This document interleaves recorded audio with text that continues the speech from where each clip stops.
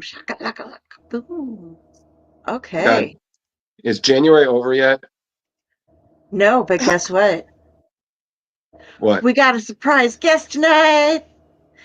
Everything All right. going crazy. We got key champagne. Yes, that's why we're drinking. Let's We start the got last page. champagne. Indeed. Indeed. All right. Champagne. All right. Ah. Chewy.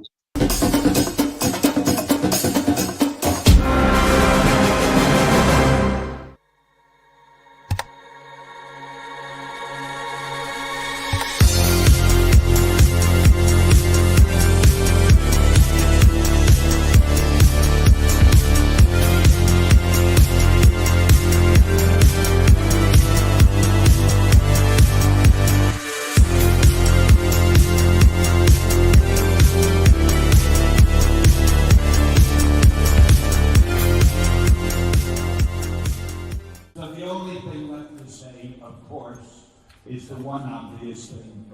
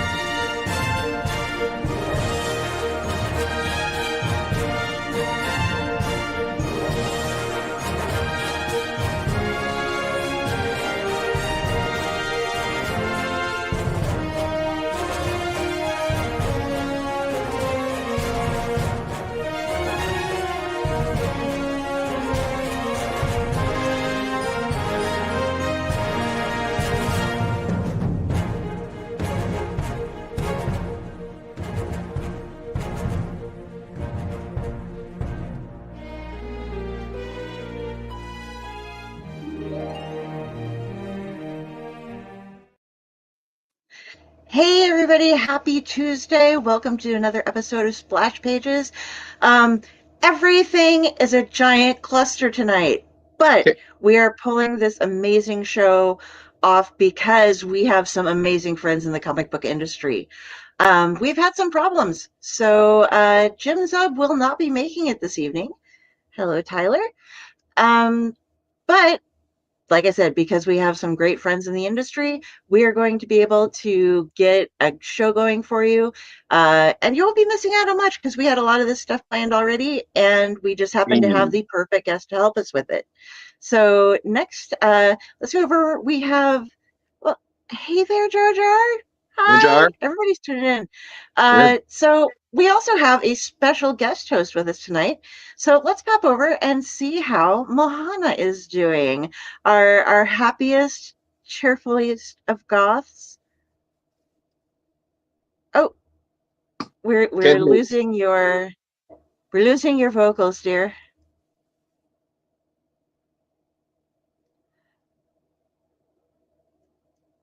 Oh. Uh, okay, There we're you go. gonna we'll Yeah. move over. Hey, Keith. Okay. Hi, can anyone Hey. see me? Yes, Oh. I'm gonna drop down here. Uh, to Drew. You know what? Okay, I'm just gonna go with us all up Yeah. here So because first things this is first. easier. First things first. Well, we're gonna rip this Band-Aid off. Everybody. Jim Zub regrettably could not make it. There were some unfortunate technical difficulties. We'll have him on the show another time. We have the great Mahana right there. She was above me. Carrie, God, I feel like the Brady Bunch right now. You're down there. That's how I it works. know, down there. God. So we have Mahana on because we needed some enthusiasm in these dark times.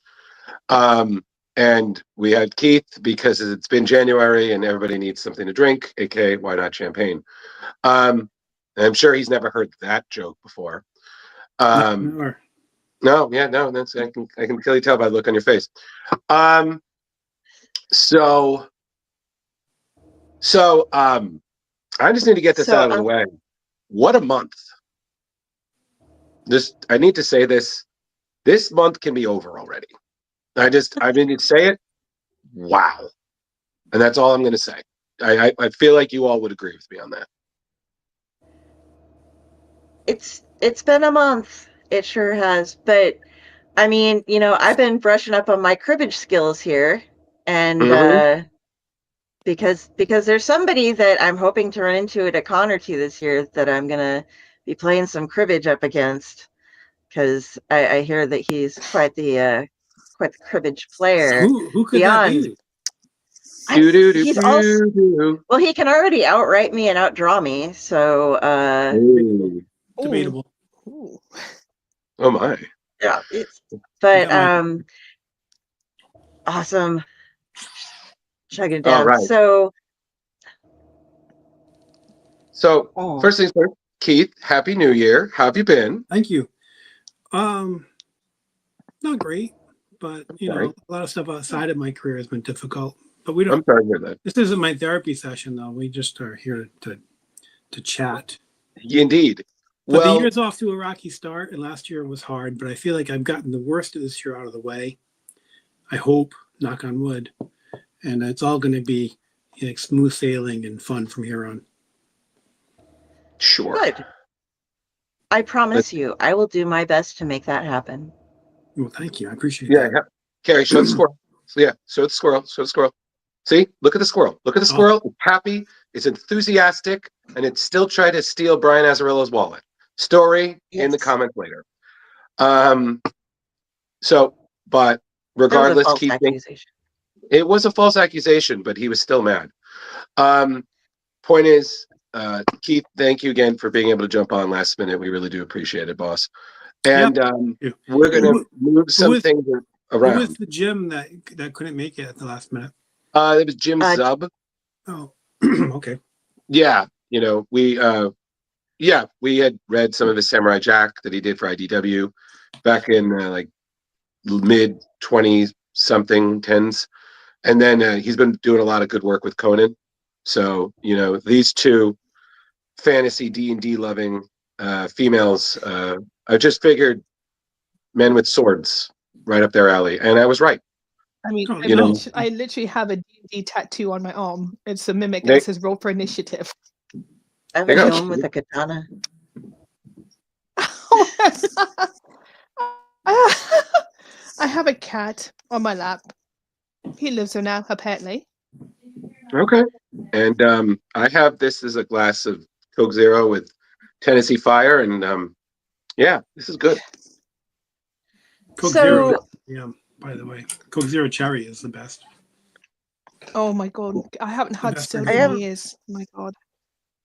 But I will bring that to you because I didn't know you enjoyed Coke Zero. So you don't need to bring I'm a anything. Coke Zero fanatic.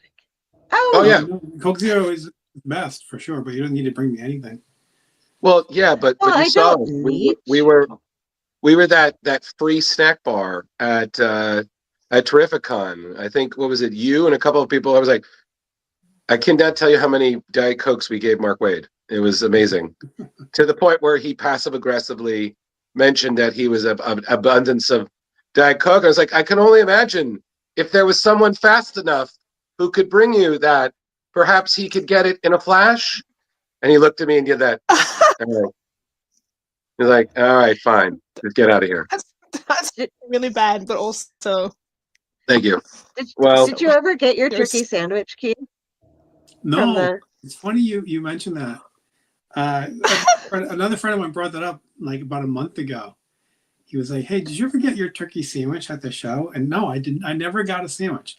They only ever had roast beef by the time they got to it. You're always going to think Oh. about the turkey Sammy that got away. Yeah, good know. memory on that one though. Yeah. But so Keith, so we're going to do things a little differently because Carrie, who's since the last time you've been on, Carrie has her own, well, like they're called Carrie's Kickstarters, because alliteration is fantastic. So she unwraps one of the many projects she invests in because that's her deal. And she also advocates those. And of course, she's a big fan of your work, as you saw last year.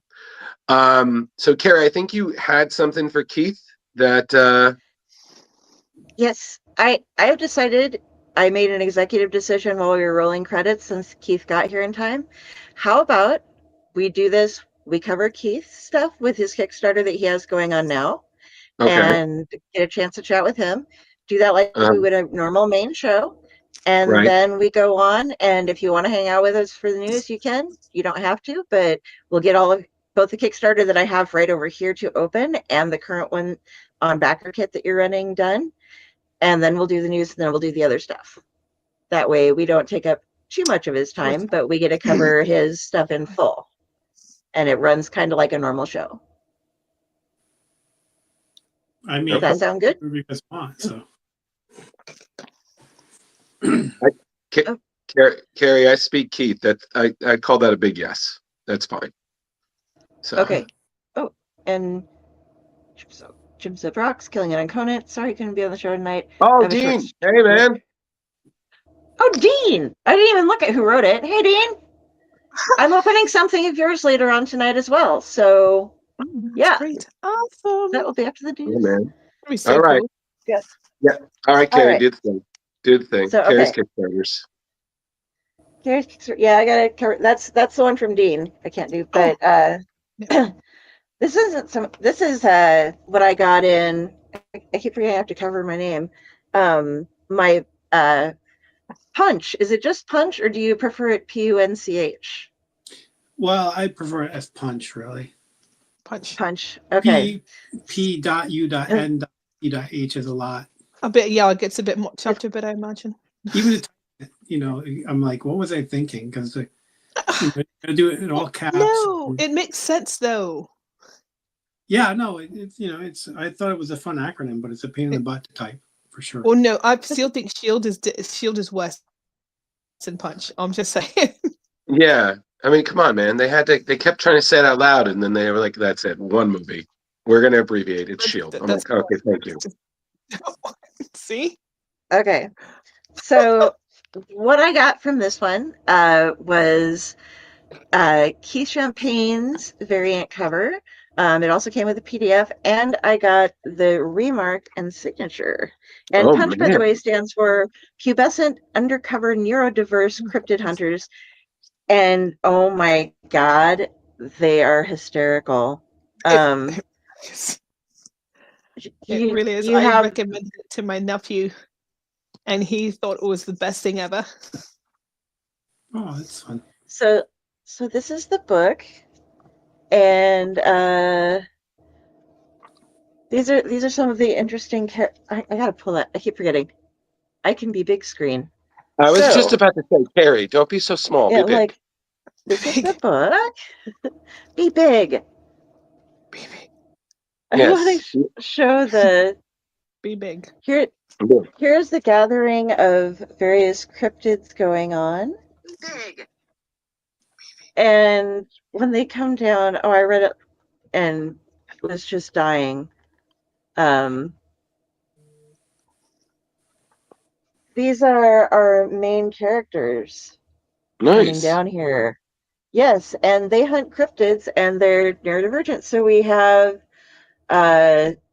Flapjack, I think, is my favorite because he seems to have a little bit of the Tourette's going on. Is that? Yeah, Flapjack does have Tourette's. And yeah, so he's just sounds like it's time to peep poop butt, kick some tail, and just goes around.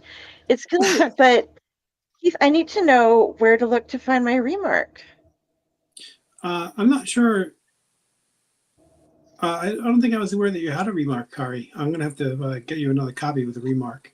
Oh man! Oh. Special honors. Okay. Oh, see, this is what? Well, it's on. We'll get it though.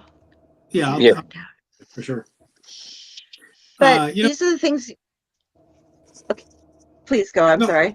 Yeah, no, I was gonna say it's coincidentally that book Punch, like it kind of came to life through your podcast, because I think it was your podcast where we did a deep dive on the Black Belt Hamster book that I wrote. Yes. And so this book, Rich Stanky, he colors a lot of the stuff for New Pain. he messaged me the next day. It was like, hey, if you had so much fun doing the book, like, why don't you do your own version? Like, I'd love to draw it. And so that was the secret origin of Punch. Like, it came to be through this. Oh my God, this is so fucking cool. Yeah. So That's fantastic. That's always love it to know when things like that. It could be just a spark of something and someone runs with it, and I love seeing what they build on it, really. And I love stories like that. They've got to be my top favorite creation stories. See, honestly. this is about as cool as when I found out I inspired a crossover cosplay. I was like, I did fusion. Yes. You know? So that's Keith. I mean, we're gonna definitely relay that to Leo. And I already know his reaction was like, I can just see Leo now. Hold on, let me put glasses on. He's gonna be like, oh wow, that's fucking awesome. That's great. You know, he's just gonna nod and just in his nonchalance, like, oh wow, that's great. That's awesome. Like, that is oh such no. a good Leo. You do a great Leo. You spend a couple of years working with him, like, you know. Yes, And Jar, see, you were there. you were there, man. There. You tall ginger string bean, miss you. You know, with that deep voice, scary giant. I totally. If you guys haven't started reading it yet, or go, is it? Are they able to get a hold of it now that it's off the Kickstarter and stores anywhere, or on your website? They can go to our website and get a copy for sure. Okay, oh, that's awesome. And it seriously, seeing all of these, all the different cryptids and the way that they behave, and then the skunk apes are hysterical. I'm trying to like not give a lot of spoilers, but there's a bunch of different cryptids in there, and they all have their own thing. And the neurodivergence it's like the only superhero team I know that really, really needs a therapist on site all the time. And it's just so much fun to read, and you guys are gonna love it because it has like some fun points of hunting down all these cryptids, and then all these just, like you're hitting but you aren't like making fun of people with neurodivergence either. It's just like this one suffers from depression. This one has a little bit of DID going on. It's a good time. How did you decide like which to assign to which different afflictions, I guess, to assign to people? Well, I think the main criteria was like, which ones could you do, or could you pick to put into a comic where it would still read through on the page as to what the neurodivergence was. Like Tourette's is easy because you have a character who's always, bursting out with something inappropriate. Mm-hmm. But you can't really show the physical tics of Tourette's that well in a comic. The one character, I'm drawing a blank on her name, who is autistic. It turns out that's really hard to convey in a comic. Mm-hmm. So maybe if I could do it over again, I might pick a more obvious or more easy one to illustrate. Oh, okay. But I try to get stuff that was representative of problems that a lot of people are facing now. I think mental health has become a much larger issue in the past, 5 years, especially since the pandemic. Absolutely. And then use those not as defining character traits, but as traits these characters have that they overcome in order to, continue to cut down cryptids. Totally. If that makes any sense. No, it definitely does. And the therapy sessions are great. You get a chance. They talk to each other, and I was just going to ask about therapy sessions, and I love the fact that you're able to have these such neurodiverse people, and then do it in such a way. Yes, there is some humor into it, but you are not making fun of it, and that is so important. Yeah, no, definitely. I would not want to make fun of anybody with any kind of issue, but hopefully, people that might read the book might see a little bit of themselves in one character or another, and maybe that would make them feel good that they're not alone. Well, I mean, but wasn't that always kind of like the point of superheroes in essentially in comics in general? Is about people finding characters that they could identify, relate to, and thus, you know, if anything, depending on the age of the reader, you know, aspire to. So, you know, like you said, Keith, you know, there's mental health is more, it's the awareness is more prevalent than ever. You know, we're seeing more of that new age awareness that's kind of really erasing that old age of, oh, it's just a fad or they'll grow out of it. You know, that's just that old age mentality that's really finally going away, because now you realize, no, they have these things. It's okay, but we need to understand that once it's understood, then you can know how to interact with the person. And again, like Mohana was saying, you're doing it in a way that you're being respectful to the person, but you're not treating them differently in a way that doesn't make them feel weird. Weird isn't the word, but you know, like they Yeah. feel like people instead of you're walking on eggshells. You know, so it's very admirable, because, like you said, you're walking the balance of real, respectable, but then still finding the humor, which, you know, it's not easy. You I know, can how talented I am. I mean, it's amazing how I can do all these things, guys. indeed. You can. And you know, Absolutely, no. Absolutely. yeah. What's your middle name, Modest? Because wow, I can tell. My middle name actually is I Chris. You want to know? I knew it. Christopher? No, Christian. Oh, Christian. okay. Well, Okay. then Yeah, KCC, got it. it's easy. KCC. It's okay. Mine is DMM, so literally it can't get any more funny than that. So I was like, I can't. So it's all good. But you know But what's funny? the, Wait, who was? I don't want to interrupt. Who was talking? oh, I was just gonna say real quick, the idea I love that you had, because they're all, you know, altered creatures, but for the shark dog, Sushi, and is it Buster? It's They're eating something else close. kibble slash Kibbles. sushi. Kibbles. Okay. I'm terrible with names, but it's okay. You forgot your own character earlier too, so Good. we're good. But Kibbles and Sushi, for those of you who haven't seen it, it's a shark head on like a dog body, and uh, and they, So, you know, like Kibbles is just a dog, and Sushi is this horrible, vicious shark, and Oh my and God. so it's like this stupid, goofy dog that runs around and like wolfs at things, and then all of a sudden you'll get this voice going in, and it's like, "I'm going to eat you all. I shall so devour and Tell me, kill." how big is a dog? The dog body? Well, I mean, Oh, it's pretty big. it's an anthropomorphic. Oh, I was hoping it was the one in giant. That would just be hilarious to me. It's Yeah. still tiny by a big mouth, you know. No, I mean it's a dog body that walks like a man, because they're all have been transformed into, like, Oh, you know, like okay. man-sized creatures.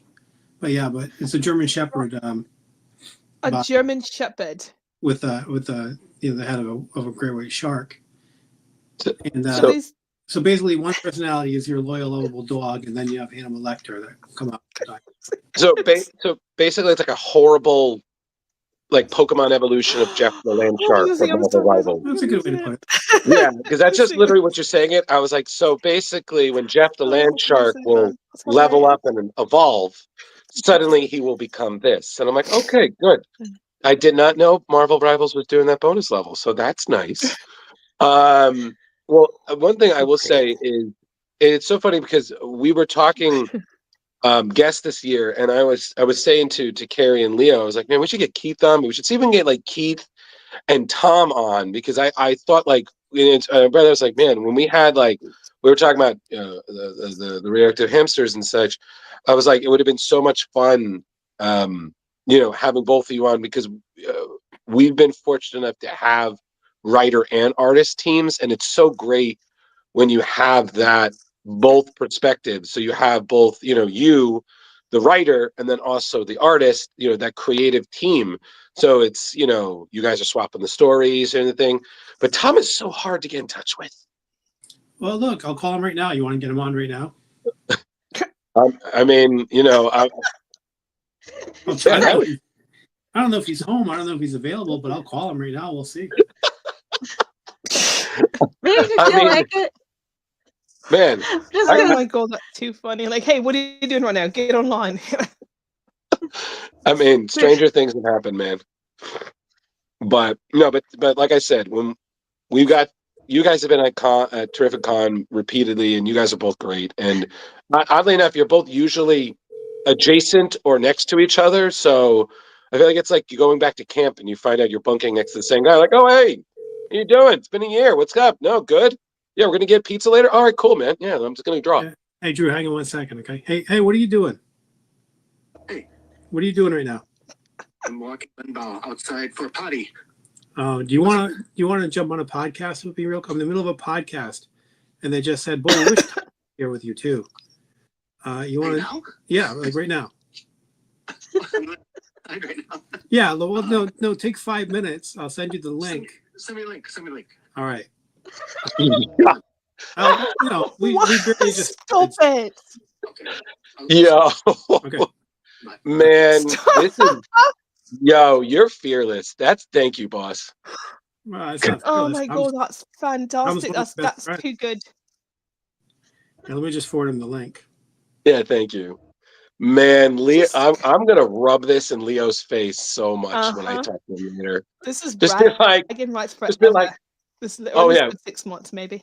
No, this is definitely one of those when we're all at Terrific Con later this year. Mhm. This is one of those where we're gonna bring Yep. this up. Like, oh, we're gonna get drinks. No. You had to wait. You weren't in the room. You know, we'll bring you a goodie bag.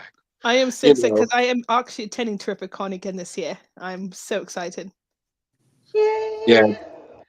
Yo, I will listen. I will say this, Keith. Speaking of Terrificon, your face when Carrie gave you her gift was just absolutely stellar. That was No, like, it was such a nice gesture, especially the bamboo cup with the straws. Like that was so Banana. cool. it is all. Listen, the research. You know. Oh no, No. and it plays my monkey fetish too. My giant gorilla fetish. Oh my god. Giant gorilla fetish. No, Yes. you don't understand. Oh yes, Keith, All right. yeah. if you can fit a monkey into a book, there's a monkey in that book. Oh no, yeah, every new pain book has right. Noted. a monkey character in it for sure. Absolutely. But that was Oh, the I love that. I actually love that. It's true. Literally, like what was Really it? cool. God, like I said, Keith, we've had you on so much. I'm like, what did we talk about? And I'm like, although I'm still Carrie. You have to bring the script for his version of year one so I can finally read it. I was with you the whole weekend. You didn't read it. It wasn't that I didn't read it. Okay, you know what I'm con. I'm like, you saw me. And that's it. Well, Like, you wow, guys, you've lost track of him. There he is, gone forever. you guys are pulled in a lot of different directions as shows too, for It's sure. true. Although, okay, well, actually, it's funny you say that because, okay, you know what? I didn't, you know what, Keith, I'll tell you, I had a hilarious costume malfunction when I was dressed as Deadpool. Because I had to, no, it's tasteful, okay? You heathen. No, but just Yeah. So basically, I was in the suit and I had to change. I hated myself. Yeah, I had to change. So, because I had to get back, so I was wearing that red dress suit. And I was like, okay. Mhm. So I was walking to the bathroom, and of course, there was a long line. I think it was the Jim Lee line, which is, snaked through most of the convention. And of course, some people were like, We're not oh, going to talk about that. How many? yeah. No, I But spent they're like, hours in that line. and they're like, I'm like, excuse me, Hours. we gotta go. And there's like, oh, you're gonna go take a poo? And I'm like, fucking die. So I go to the bathroom to change everything, and I get everything off and all that, and I'm like, and I forgot my pants. So I literally had to put my suit back on halfway and then walk red suited poo style. I was like, this looks like the worst Cronenberg Fly mashup ever. Like I look like Mephisto in the jazz era mashed with Winnie the Pooh. Like I was like, this looks horrible. So I walk back to our table, and I just feel like I'm walking like this because I'm holding everything, and I'm just, I'm like, this is horrible. Because if I let go, I'm going to end up that. Hey, do you remember that guy who mooned everybody near the entrance? I'm like, yep, no, don't want to be that guy. So I literally had to grab my pants and then run back, and I was like, this could have just been solved if I was thorough. So, but it was just absolutely ridiculous. So, So the shame. I had this idea about what we could talk about while we're waiting for Tom to show up because he's not actually involved in it, and that would be this here Daybreak that we got going on. Oh, I need to Yo, shrink that down a little bit. Nice. Yes. So this is Keith's current project, or New Pain's current project on BackerKit right now. Oh, I backed this project. I guess You it's just did. going to keep showing that. But so let's talk about this a little bit. I'm going to jump up to the top. We've got until February 27th for everybody to get through with it. And this is going to be a collection of the entire series, correct? Yeah, this collects all 4 issues of the Daybreak series, and we've gone through the series from page 1 to the final page and remastered everything. So there's not one page in there where the lettering hasn't been refined and enhanced, or the colors haven't been played with, or the art hasn't been tweaked, or the dialogue hasn't been adjusted a bit. Mm. To give the book its best possible presentation for the trade. And we also have a lot of the variant covers from the original series by guys like Doug Monkey and Pat O'Leaf, Joe St. Pierre, Neil Edwards. A lot of big 2 artists were nice enough to help us out. Oh yeah. And and then a new story by myself and Stefan. Nice. To kind of bridge the gap between this series and what we have coming up for Daybreak at some point in the near future. Nice. And then if we're lucky enough to hit some stretch goals, we'll add, more content. I have another, backup story I can include. There's more variant covers to put in there.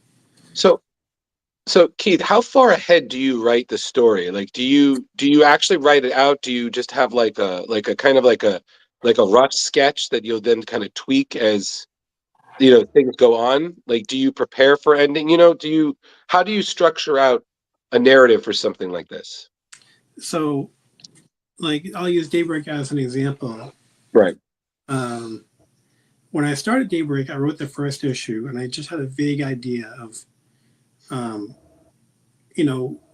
basically Daybreak is what if Superman got cancer from the sun? As the basic pitch for Daybreak. Yeah. So basically, if he was Irish, so okay. Yeah. So okay. I had a vague idea of this character who is the embodiment of hope and light, mm-hmm. and a counterpoint character who is depression, and that's what Doc really is. He has a void inside of him, and it's kind of depression. Okay. But that's all I really had. Mm-hmm. And so I just threw a bunch of shit at the wall in issue number 1, and I knew I wanted to end on the cliffhanger where the character finds out that she has cancer. Right. But I threw a bunch of shit at the wall that I thought would be fun to pick up and play with down the line and let it out into the world. So then when I started writing issue number 2, I have all these different plot threads from number 1 that I can take in a variety of directions. And that's when I really started to hone the actual story and the themes. And it became really as much a story about cancer as it is. And, and it's a superhero comic, so cancer is something you can punch in the face eventually. Oh, yeah. But it's also, a story about light versus dark and these 2 characters who bounce off each other and have a connection and a history, mm-hmm. and how they can learn from one another, and in their own way they need each other. Right. They need to balance each other out. So that kind of developed on the fly. But by the time I had finished the second issue script, I had it all locked in for what it was going to be. So in a way, it's like, working without a net. But I've done this for so long now that I love that feeling of not quite knowing where something's going to go. Right. And then being able to work on it and refine it. And I feel like if I can surprise myself with a plot twist or something like that, the reader will be surprised too. So I like to keep it loose to a certain point and then really make sure that the story knows where it's going.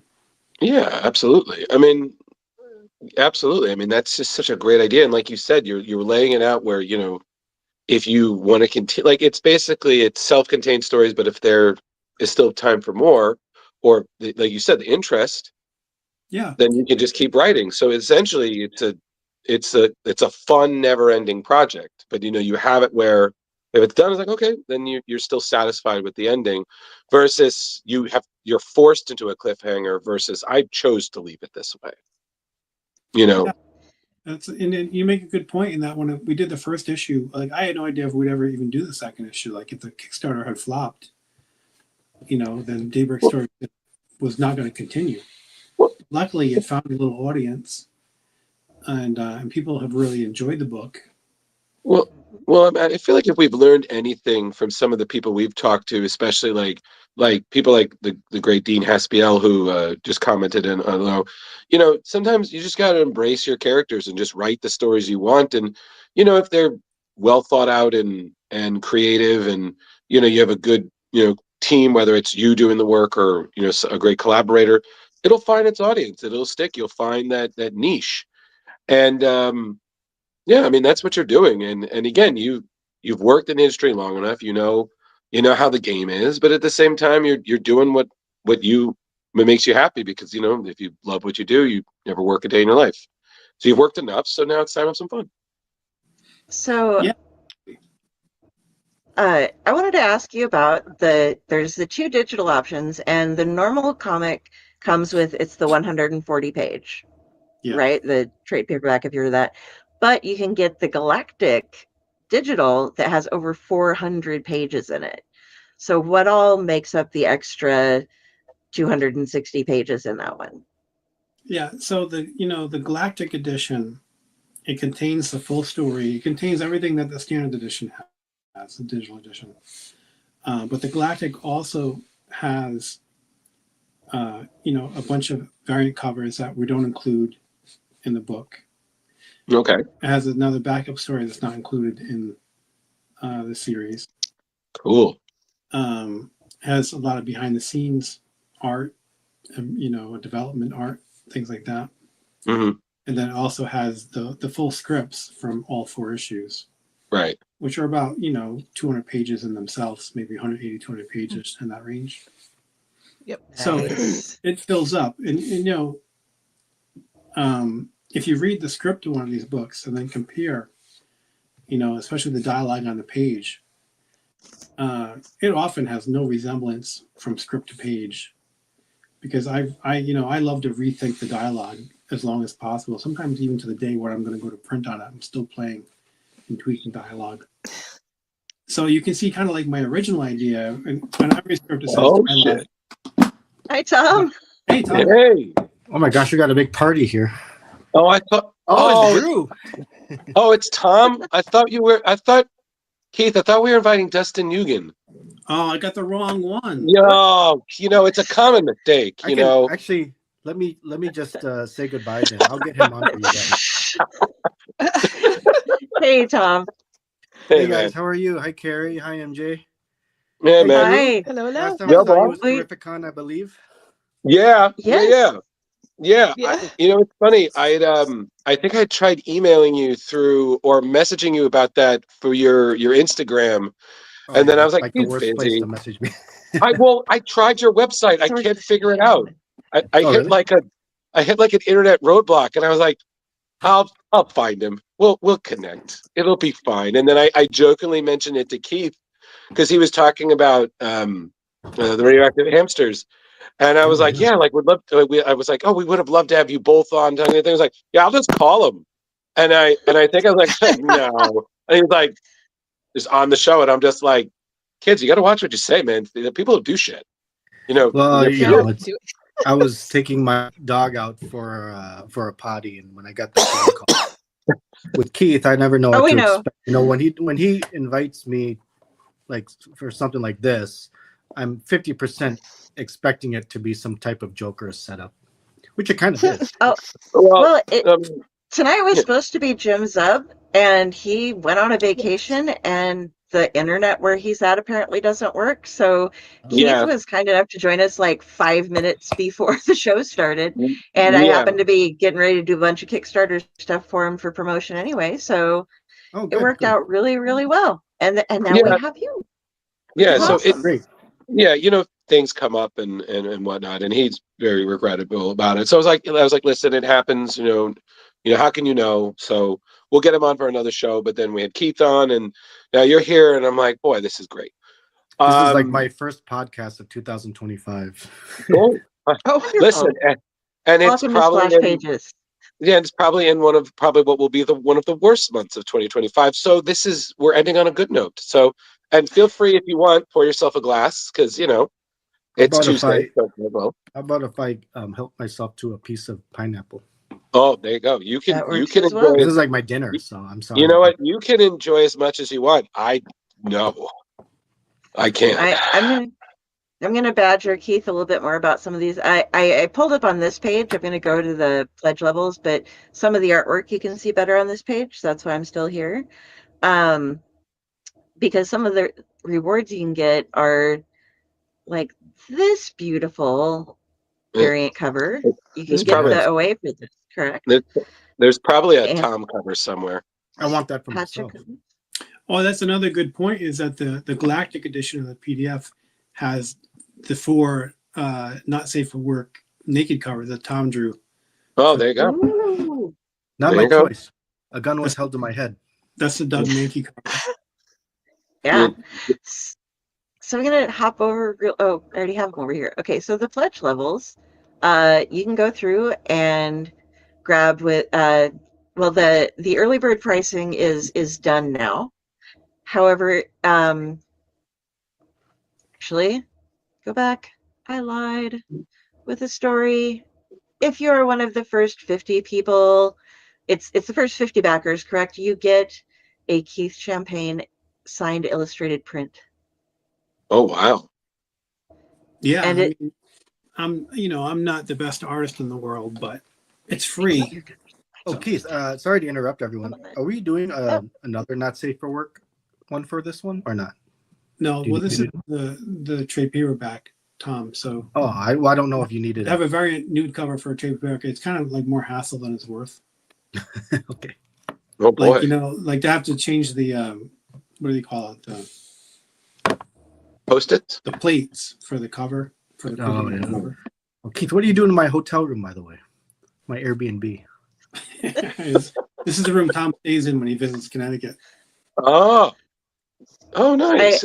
I've seen pictures of that room where you have him. You're like, I'm doing this, and he's in my room doing some art. There you go, working it. So, well, Tom, we have you here. So, I mean, we talked about one of the last times we had Keith on the show. We talked about the radioactive hamsters that you guys worked on, which was just absolutely insane. So, Oh, did would you read love the to. entire thing? We read the Oh, whole thing, all It's four fun. issues. So we'd love to Drew, get. Yes. can I finish the daybreak thing, and then we'll drop that out, and then we can talk to them Yes, both dear. about. Thank you. Okay, so I just want to go over the tiers real quick, and then show the add-ons, and then we will jump back to audience things because I want to be able to show all this off because it's great. Uh, Um, so you can order the digital edition. You can order the complete series. I am having issues. It doesn't want to let me play with it. I'm gonna go. And this is why we drink on Splash Pages. yep. Yeah, alcohol Okay. greases the wheels of I've been machines. on much worse, less professional podcasts. So you guys are doing just great. All right. Thanks, You can Tom. also get the T-shirt, which was larger over there. You can get a remark by Stefan, and there are 4 of those left remaining. With that, you'll get the digital and Daybreak #1, the remark edition. And let's see if this will let me move again. Come on, scroll No, down, little pretties. There we go. no. Okay. You can also get the Keith Champagne Remark Edition. And now tell us about the mystery box. You get a complete series, digital and print, and then, I mean, it's a mystery box, so you can't tell us too much, but I mean, it's a mystery, so I can't really spill the beans. Yeah. But, there is, if you're a comic fan, let me just say it this way. If you're a comic fan, or if you happen to like DC Comics or Marvel Comics or Dynamite Comics, what have you, or even if you like things like, Kraft Blue Box macaroni and cheese, you might really enjoy the mystery box. That's all I'm going to say about it. But come on. But Keith, we've covered this in Family Guy. Who can resist the lure of the mystery box? Yeah, no. You know? I feel like Stranger Things, I mean, mystery box you're is not a good wrong. idea. I love when I'm at places and whenever I see a blind bag, I always want to. 9 out of 10 times I'll probably buy one. Right? Yeah, you're paying for the love- mystery, so it's not like Literally, you don't know what you're getting. I You're didn't know getting a why I'm like mystery. this, but I do all the time. so then It's okay. the final three awesome tiers here we have are the original interior artwork, and that is just, it looks so good. And for $400, you get that as well as the complete series in both digital and print. And then same thing over here with the Patrick O'Leary variant covers and the Doug Mankey variant covers. Those are super awesome. I'm all about them. And then I've got this weird thing going on with moving things around. Last thing here, and I tried to put together something to show these off, but obviously you can get a little discount on the Galactic edition if you use it as an add-on. You can get more of the complete editions. You can get the shirt again instead of being a tier. You can also buy it, and it comes in small to 2XL. But you said that you can get custom sizes if asked for, if we negotiate with you there. Yeah, it's, I mean, the cut, 3XL, 4XL, whatever they're a little more expensive. So we'd have to work something out on the side to cover the additional cost. But Right. we have the capability to do that for sure. Okay, and then you have, and I've never seen a jigsaw puzzle offered before. So that is really cool. Yeah, And I enjoy doing puzzles, so I figured maybe someone else would too. That's cool, man. and a mouse pad? Oh, man. A mouse pad and a graded copy. Does it come all slabbed? Yeah, slabbed. Signed and slabbed. Signed. Oh, boy. Nice. How many of those do you have left, Keith? That's the last one. Okay.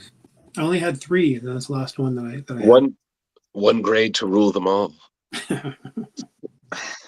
So, I mean, this is kind of an important campaign in the sense that, one, Daybreak is a project that means a lot to me personally. But 2, it's also our first time trying out BackerKit's crowdfunding page. And so I'm nervous about that. It's a different platform. Like, a lot of people aren't as ingrained on the BackerKit as they are Kickstarter. What's in the box? Mm-hmm. What's in the box? It's clearly going to Paltrow. Yeah. So, I wonder, the first 24 hours of the campaign have been decent. Mm-hmm. It's hard not to wonder would it have been more robust if we had stayed on the Kickstarter platform. So, we'll see how the rest of the campaign goes. Like with all campaigns, we always add rewards throughout the campaign. There's always surprises, always raffles, there are things to try to engage the backers and have them help us share the campaigns out. So knock on, we're almost 50% funded after a day. So knock on wood that the momentum keeps, going forward. I've noticed a couple of things on BackerKit because I just like throwing my money at people that are talented, and Yes. so Same. I'm just like, we had this thing we were going to try to do an intro for the crowdfunding that was shut up, take my money and run, woo, woo, woo. The carry meadow. Yeah, so I've noticed on BackerKit one thing you can do is extend your campaign, like if you're doing good, because you can just keep adding, like, okay, we've reached this point. If we hit this point, we'll extend the campaign for a couple more days. We'll maybe extend. Somebody did it where they extended like the early bird thing that they had for a specific print. It was like you could get a couple different prints all for free, but only if you that did certain things. Like one of them was a Patreon. You had to be a paid Patreon member to get that print. One of them was this, one was that. But one of them they kept extending it because they were able to, as they were getting more and more money, it was like they just made it into a stretch goal that they would extend the length of the campaign because they were doing so well and they had so much extra stuff to add to it. So it's very different from Kickstarter, but I have been satisfied with all of the backer kit things that I've funded so far, or that I've helped fund so far. I haven't funded them all myself. But. Oh, that's good. That's good to hear. I think that's pretty cool. Yeah, I mean, go ahead, Tom. Sorry. Well, No, please. the backer kit experiment was more like Keith's idea, because I had only been previously linked to Kickstarter, and that's the platform I'm used to dealing with. So Keith wanted to try something different, and who am I to say no? He's really the guy that does all the behind the scenes setting up all this stuff. I mean, for as much work he puts into these, it's just really impressive. It's kind of shameful for me, because I'll try to contribute and throw a cover where I can and share the stuff, but Keith is not really good at that. But so if he says backer kit is something worth trying, I'll try it. I didn't realize there was that much flexibility to it compared to Kickstarter, as far as changing your goals and extending your deadlines and stuff. It's I had been used to the 30-day. You've only got 30 days. You have to make it or break it within these 30 days. So that was what I was used to. So it's kind of refreshing. Mm-hmm. So that sometimes I wonder if backer kit, like he said, we don't know if this is the right move yet, because with that extra flexibility and ability to extend deadlines, there's less urgency for people to chip in and back it, because they can always put it off. Well, yeah. I'm not gonna extend the deadline. Like, it is what it is. Right. But here's a question for both of you, because you guys have both worked with the big industries, and now you guys are still friendly both, but you're doing your own thing. Like, a lot of projects are going through Kickstarters, whatnot, or people are working with independent companies or even founding their own. Do you guys, like, and Tom, I'd love to get your 2 cents as well. Do you feel that this is just a logical progression of comics now, that essentially in some ways that this was inevitable? I think it's the future. I've been saying this for a while now. The future is creator owned, and it's hard enough to break into comics, but I'm always telling aspiring artists and writers, to an extent, that it's fine to aspire to work for the big two, get your foot in the door, right? But the real future, as far as having any type of hope and sustainability for your brand, is that you build your name as best you can. You try to and to do that, you try to be relevant for a while, and try to land a few series or stay in a book for a while and build your audience that way, and then leave and create your own stuff, cross over that audience, because if you can do that, at least on paper, if you do that successfully, I mean, you should be reaping better rewards. You should be more successful on paper that way. And the potential for making more money is definitely there if you play your cards right. So, because you don't have to split the cut to any corporation. Absolutely. All right. Well, that's great. And then kind of following up on what we said before, and again, Carrie, I'm sorry, I didn't mean to interrupt your coverage of all the Daybreak. I didn't mean to kind of peak the dawn before that. So, Tom, I guess, what's your side of when I'm not sure who pitched who. I feel like it's definitely Keith. Like, hey, do you want to work on this? And you're like, sure, why not? The radioactive hamsters. It's always like that. Okay. Yeah. Like, yeah. What was that Keith like? He's the guy. I mean, he's like, he's always the guy that's always like working the connections. I just kind of, just sit my ass at home and I just draw whatever in front of me, draw what I'm told. But I guess as a writer, I mean, he's always festering with ideas. I mean, I have ideas too, but I don't consider myself a writer. I'm an artist that maybe someday we'll do some writing.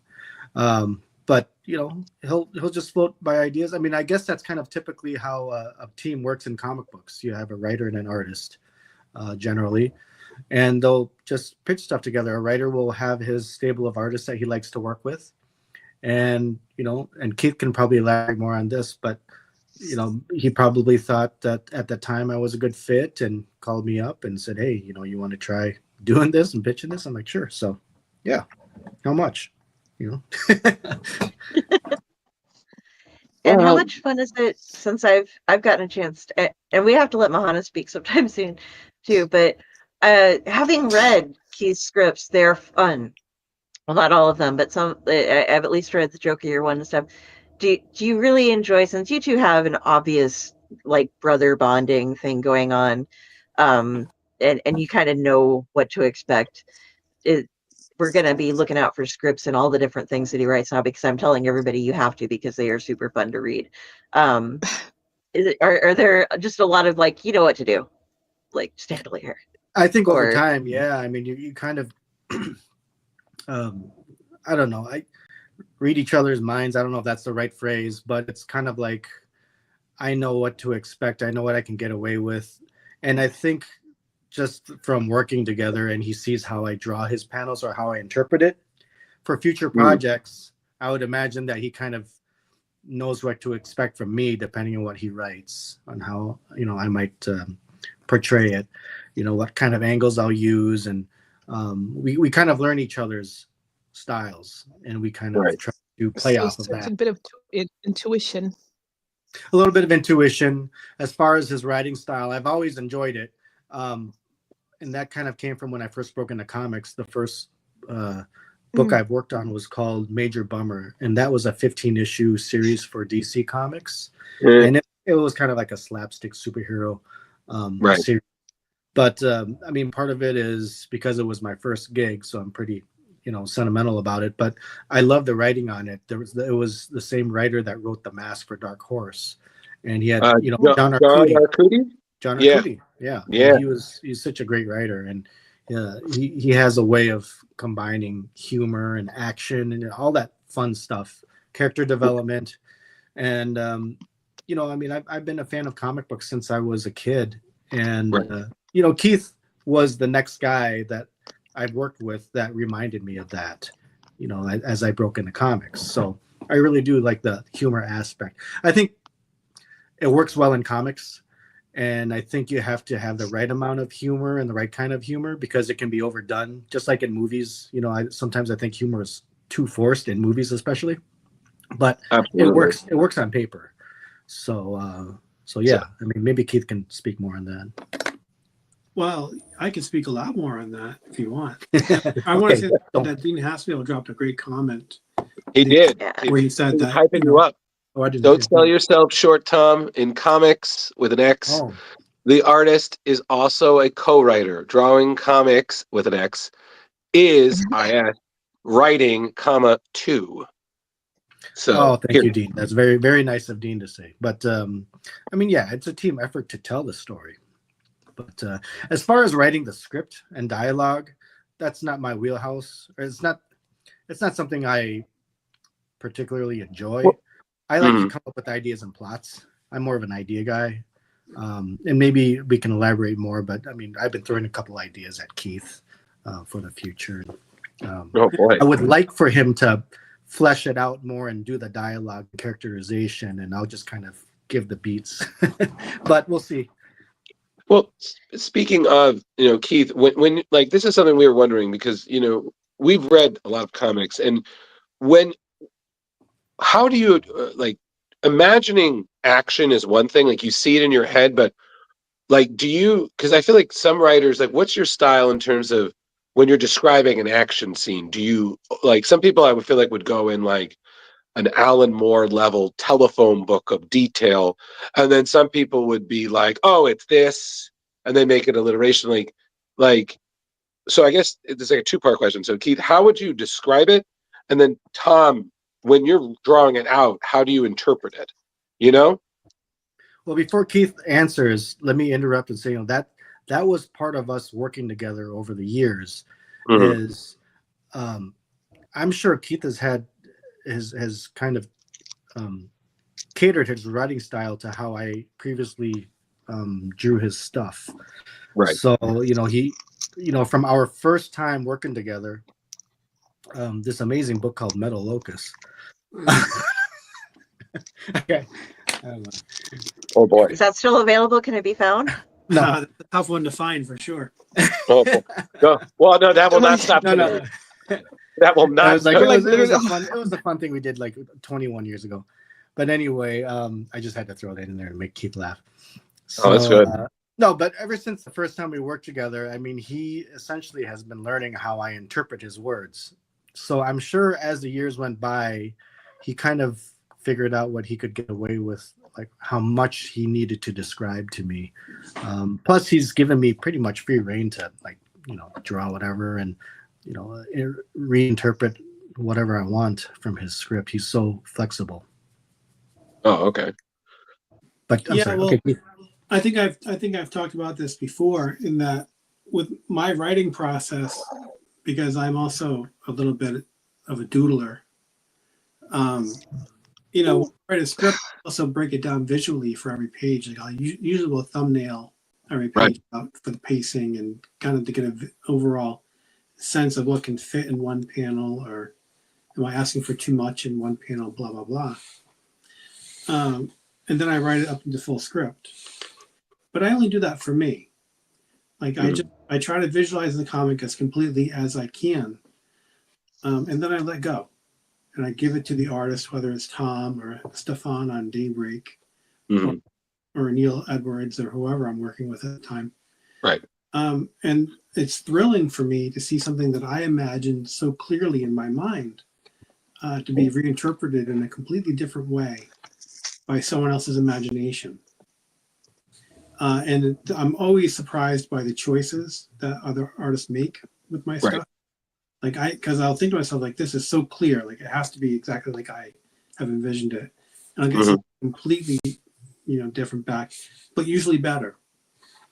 And to me, that is collaboration, because I don't want notes on my scripts. I don't want dialogue suggestions from people. I don't want plot suggestions. When I turn the script over, I'm very hands off. And that to me is the spirit of collaboration. It's let the artist, interpret it and do whatever they want with it. Right. With someone like Tom, where I've worked with him so much, and we have other stuff in the pipeline, I trust him. I know he's going to do a good job. I'm a fan of his work. I'm a fan of him as a person. That's right, with the love. So, I'm happy to not tinker. If something didn't work, if he made a choice that hurt the story, then I would point it out. I think we need to pull it back in this direction a bit.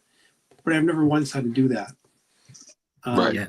And to me, that is a good team. Yeah, absolutely.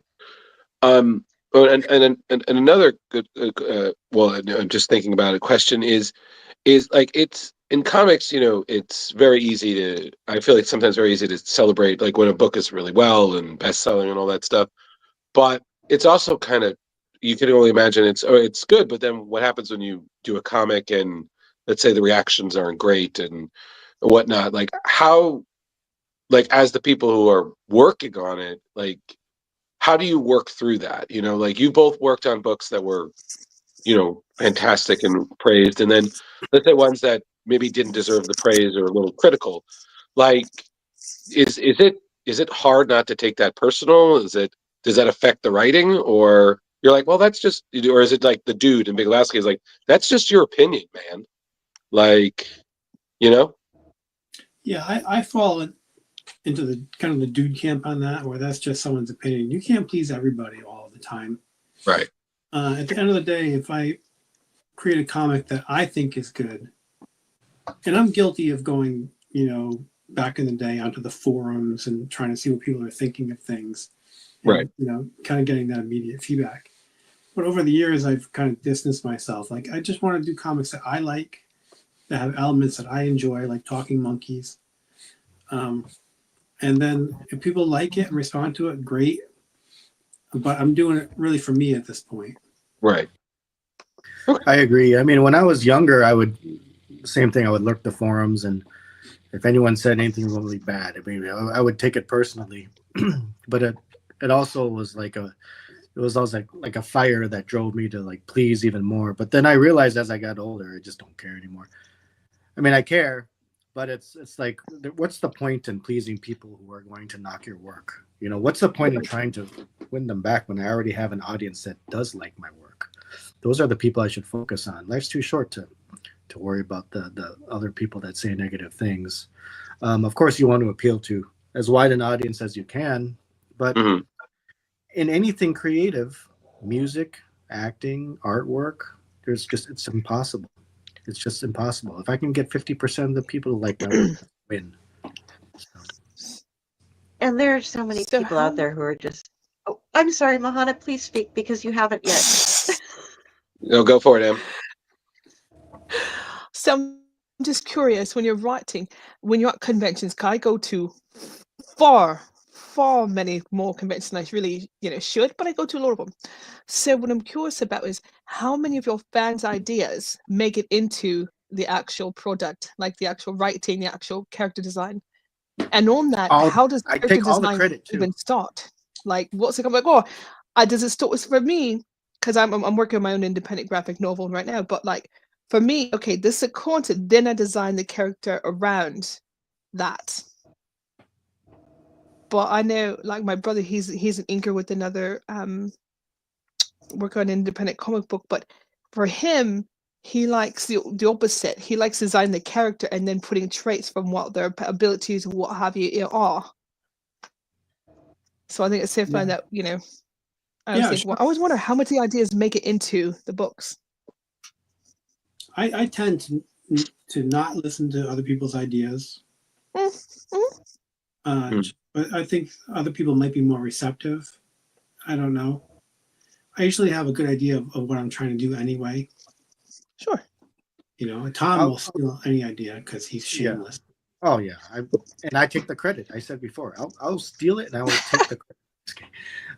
I'm similar. I have a lot of people that come up to me and they'll say, "Can you read this?" Or they'll slip me their comic, or they'll slip me like a small manuscript. Oh God, that's so annoying. Say, don't do that. Don't be that guy. And it's like first of all, it's the practical.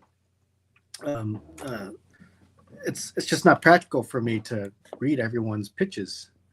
Right. Of course, no, absolutely not. Yeah, that's because a lot.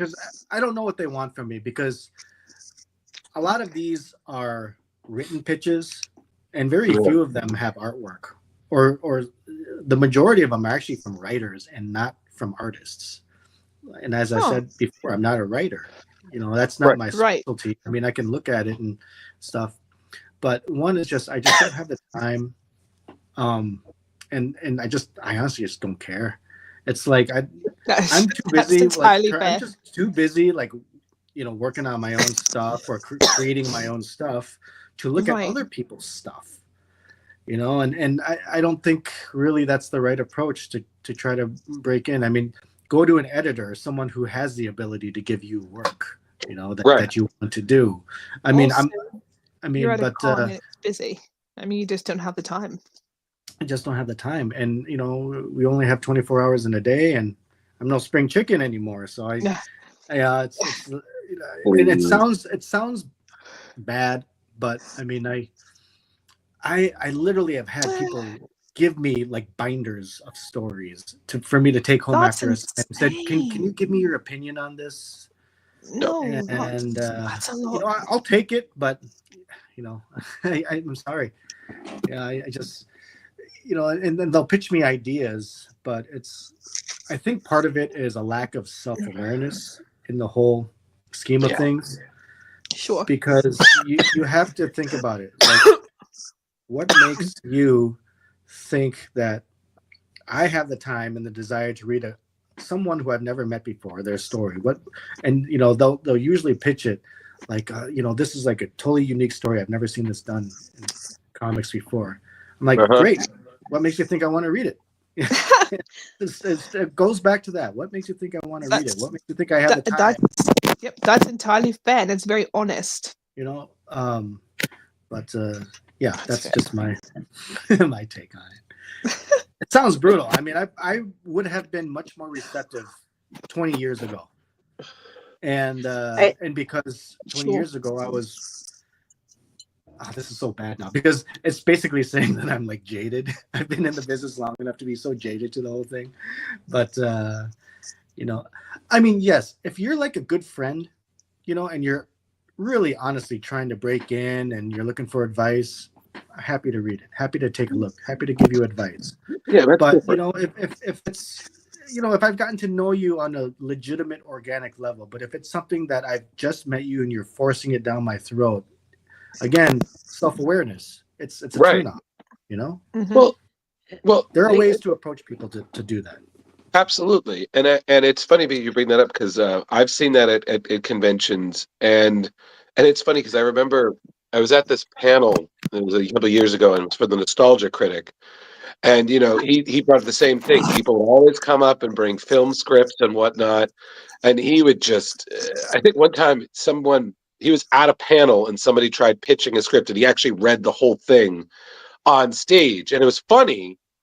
But he was trying to humor the kid, but he was also kind of like you said, like, this is not the way to do this. Like, you cannot No. just use me as your easy pass to fortune and glory, kid. Like, you gotta work. I worked, you know, like you guys, like, thank you for respecting my opinion to share this idea. But if you want to get where we are, you got to put in the work like we did.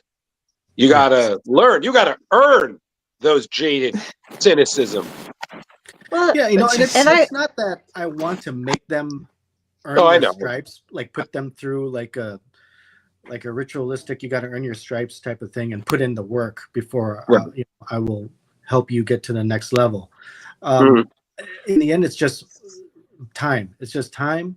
Right. And you just have to know how to approach a person correctly, Well, and that's just all it is. It's just how you present yourself. You know, if I'm kind of turned off by how you present yourself, it's not going to make me want to look at your stuff.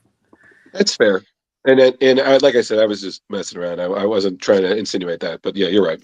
No, I feel like it's also the same kind of way when people when they do an interview. I've always said, like, you got to do a little research. I mean, you know, I could ask you, oh, what's it like drawing Batman? You'd be like, it's fine. You know, No, and I remember that from our first time we I did hope you something do. a few years ago in Terrificon. I mean, you were asking about Ghostbusters and stuff like that, and I thought that was really cool. And yeah, it's you know, and then I have done plenty. I mean, I just did an interview last week with a local newspaper, and they didn't really know anything, and that's fine because they let me do all the talking, and they were just kind of, you know, taking notes and writing everything down.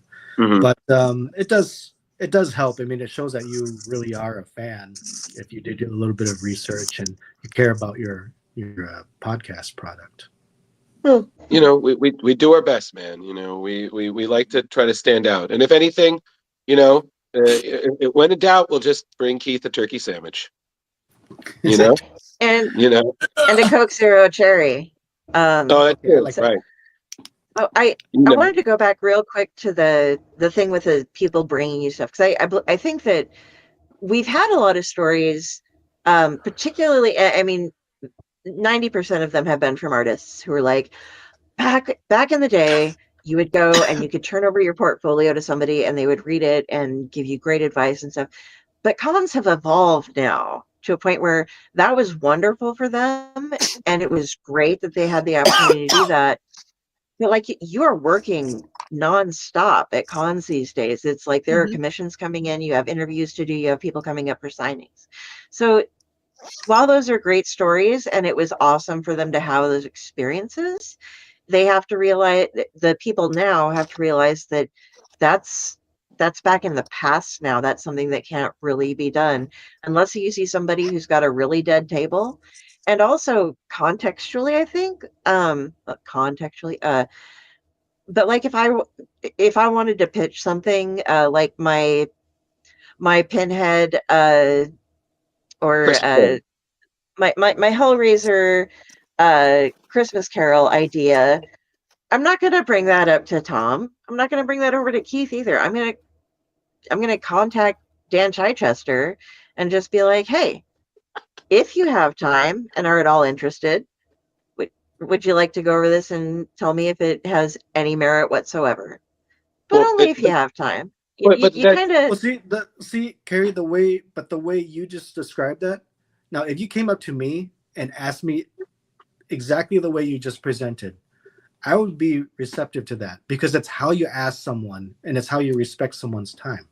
absolutely. And that is, I mean, I've had people come up to me and and be like I said before, hey, I have this great idea. It's never been done before. You know, you got to read it, and and it's like already that's just a turnoff. I mean, Right. when you present it that way, I already know it's most likely not going to be great. So, Right. but as far as the conventions of the past where they have people looking at your portfolios, they still do that on occasion, especially at the bigger shows like Marvel Yeah. and DC and Dark Horse. They'll have portfolio times and reviews. You could do that. That's true. But okay. one advice I'd like to give is, depending on what your story is and what your product is, you want to go to the appropriate editor and to the appropriate publisher.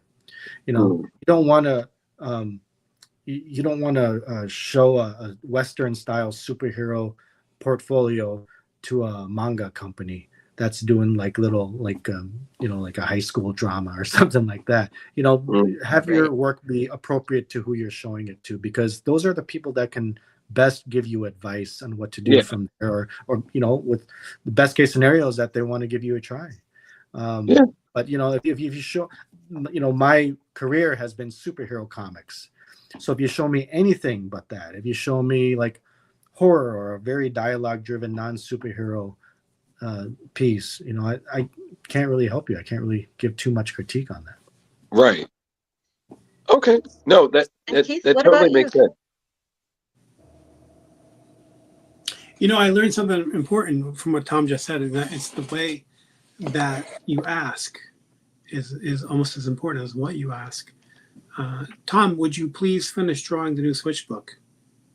I'm working on it. Fearless And campaign. Show me And that he page on asked- your board right now, Tom. You asked correctly. Please. I'll show you what's on the board. We're so respectful. Please and thank you there. Actually, it's on my iPad here. How do I screen share? Oh boy. I mean, Carrie, If can you I full can screen solo them? layout if you want to. Got you, Tom. Kumite champion. I've noticed that before. How do I screen share this? Down at the bottom, there's a present if it's connected to your computer. More. Do you see down at the very? There should be like mute, stop cam settings, and there's present. Chat. Leave more cam mic. I don't see a present. Oh, okay, you're on. Can you If he's doing turn it it like towards me, the camera? Pardon me? Is there a way for you to? No, No, don't turn off your camera. Is there a way for you to show your tablet to the camera, like to turn it to face us? Because I can just. No. I'm on the iPad and it's on the iPad. Oh, it's okay. Okay. Yeah, that doesn't work so well. Mystery page. Anyway, we'll do a follow-up If you do show. not have a present, we will. We would love to. Love that. When were we even schedule you guys? Oh my God, these are the heroes of the night. Like Actually, Keith, I have just to- like Absolutely, yeah. 100%. Oh, I can I have show. to schedule quite a few podcasts for the next month too. So it's kind of funny that this became my first official podcast. We're happy to have both of you on. Absolutely. Honestly, Oh, truly. it's fun. This is a party. Oh well, and it's so funny because again, like this has just been like literally an improvisational show because we had the show and then Leo unfortunately couldn't make it because of personal reasons. So we asked the cheery goth up there to join in, and then our guest regrettably couldn't make it. So Keith had messaged Carrie earlier about coming on during the Kickstarter segment. And she was like, "Are you free?" And he's like, "Yeah." And then I made the joke that I've been trying to get in touch with you to end the show. And he's like, "Yeah, I'll call him right now." Oh, well, right now. And you were like, what? Yeah. And so literally, I was just like, and I was like, no. And then I was like, man, Leo, you gotta really, man, you just That gotta roll with this, you know. But that was brilliant. That was truly brilliant. Honestly, oh that yeah, was crazy. no, it's totally great. This Um, has been the happiest accident of my life. it's Literally, It worked yes. out. Listen, I need you this know, today, guys. You have no idea. It's been a crazy day. absolutely. I'm trying to think if I have It's any. Mahana's first time here. She's just like, "Hi, let me show you this. I gotta pull up all these backgrounds. I gotta pull this. I gotta grab this. Keeps coming." Just- It, it, okay, phrasing. But anyway, God damn it, woman, keep it together. I kept But getting yelled at last night for that. I was like, I didn't God even damn it, know. woman, let that. Hey, let that squirrel do the drinking. Calm down.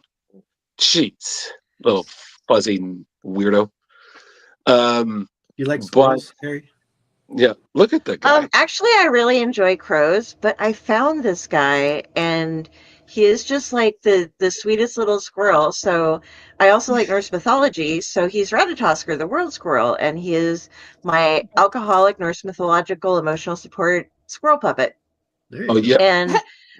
And he comes along for interviews. He comes on all my different shows with me. He rides on planes with me. There was one really weird time when I messed up at airport, or what is it, TSA, and I thought Mhm. I'd gotten everything. This is my first time back from Terrificon, and I thought I'd gotten everything packed right. oh my And I God, was this like, story. okay, so I'm leaving. I got my bags through check. I wear everything I wear is black, by the way, so that Well, has almost same. something to It's, do with it's, this. And it's kind of what. I wear mismatched socks. So Yeah. I'm yeah, so I'm going through. I had gone outside to have my last cigarette, and like I had some extra Coke Zero. So I'm like, to some people who just flown in, I'm like, would you guys like these? I can't take them on the flight, you know?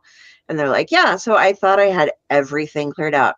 Now the thing is that Ratatoskr we're showing is big enough for a can of soda to fit in, and I didn't realize that when I put him through, that he actually I set him in my bag and he was over a can of Coke. Now, as I'm going through, they do the thing and I walk through and they're like, excuse me, you need to come over here. We need to do a body thing on you. I'm like, okay. And the guy jokes, Okay. he's like, it's by your foot. So I think it's just because your socks don't match. And I'm like, Yeah. okay. And so thankfully, a gal comes over to fully check me and goes down. And somehow in the pants or the socks, one of the two that I pulled on when I was all groggy in the morning getting ready so that Drew could drive me to the airport, a pair of my underwear ended up between the cuff and my sock. Oh my God. And so they're like, and the lady's like, is your purse close by? And I'm like, yeah, it's right over there. And she's like, okay, let's just do this real quick. So I'm like, okay. So I stuff my undies in my purse and go through, and they're like, we had to hold your bag too. So Oh my, I'm like, what happened with my bag? And they're like, okay, so there's something in this pocket. And I'm like, okay, open it. I'm like, well, there's my squirrel puppet. And there's something metal in there. And I lift it up, and Ratatoskr is over top of a Coke can or Coke Zero can. And so I'm like, oh, I'm I'm like, I seriously went outside and was handing out the leftovers. I didn't realize that this girl was That looks sitting on one. suspicious. Yeah. And so they're seriously. like, okay, you can go now. We got everything. But like, I'm pretty sure that they thought I had a much different time than what I actually did when they're like, so did you have the girl with the squirrel puppet? Yeah, I got her underwear. What about you? You know, it's Oh my like, god, can you? Oh my gosh. That is, yeah. No, Oh my It's like every gosh. time I come back from Terrificon and have to unpack my stuff, I always find a couple of Keith's underwear with a thank you note just for doing the show and everything. So it's I think oh, kind of well, weird. one of the well, I crazy mean, thing I had to do was yeah. go to Trader Joe's and do shopping in Trader Joe's as Catwoman because apparently one of my bags was lost from the flight back. Oh no. So I had to get these things right. So I'm like, okay, I'm literally in full cosplay as Catwoman doing shopping at Trader Joe's. Not ideal, guys. I don't want to do that again. you Did, are an ideal Catwoman. However, did, I just are you saying Mahana's that? Did you indeed receive cat calls? And were they long no, distance? no, honestly and truly, people were looking at me like I was absolutely mental. Like Trader Joe's, and Okay. you know, and I it's raining, so I still had the cowl on because it's weatherproofed. You know, I made the pots myself, so I know it's weatherproof, so it's going to keep my head and all that dry.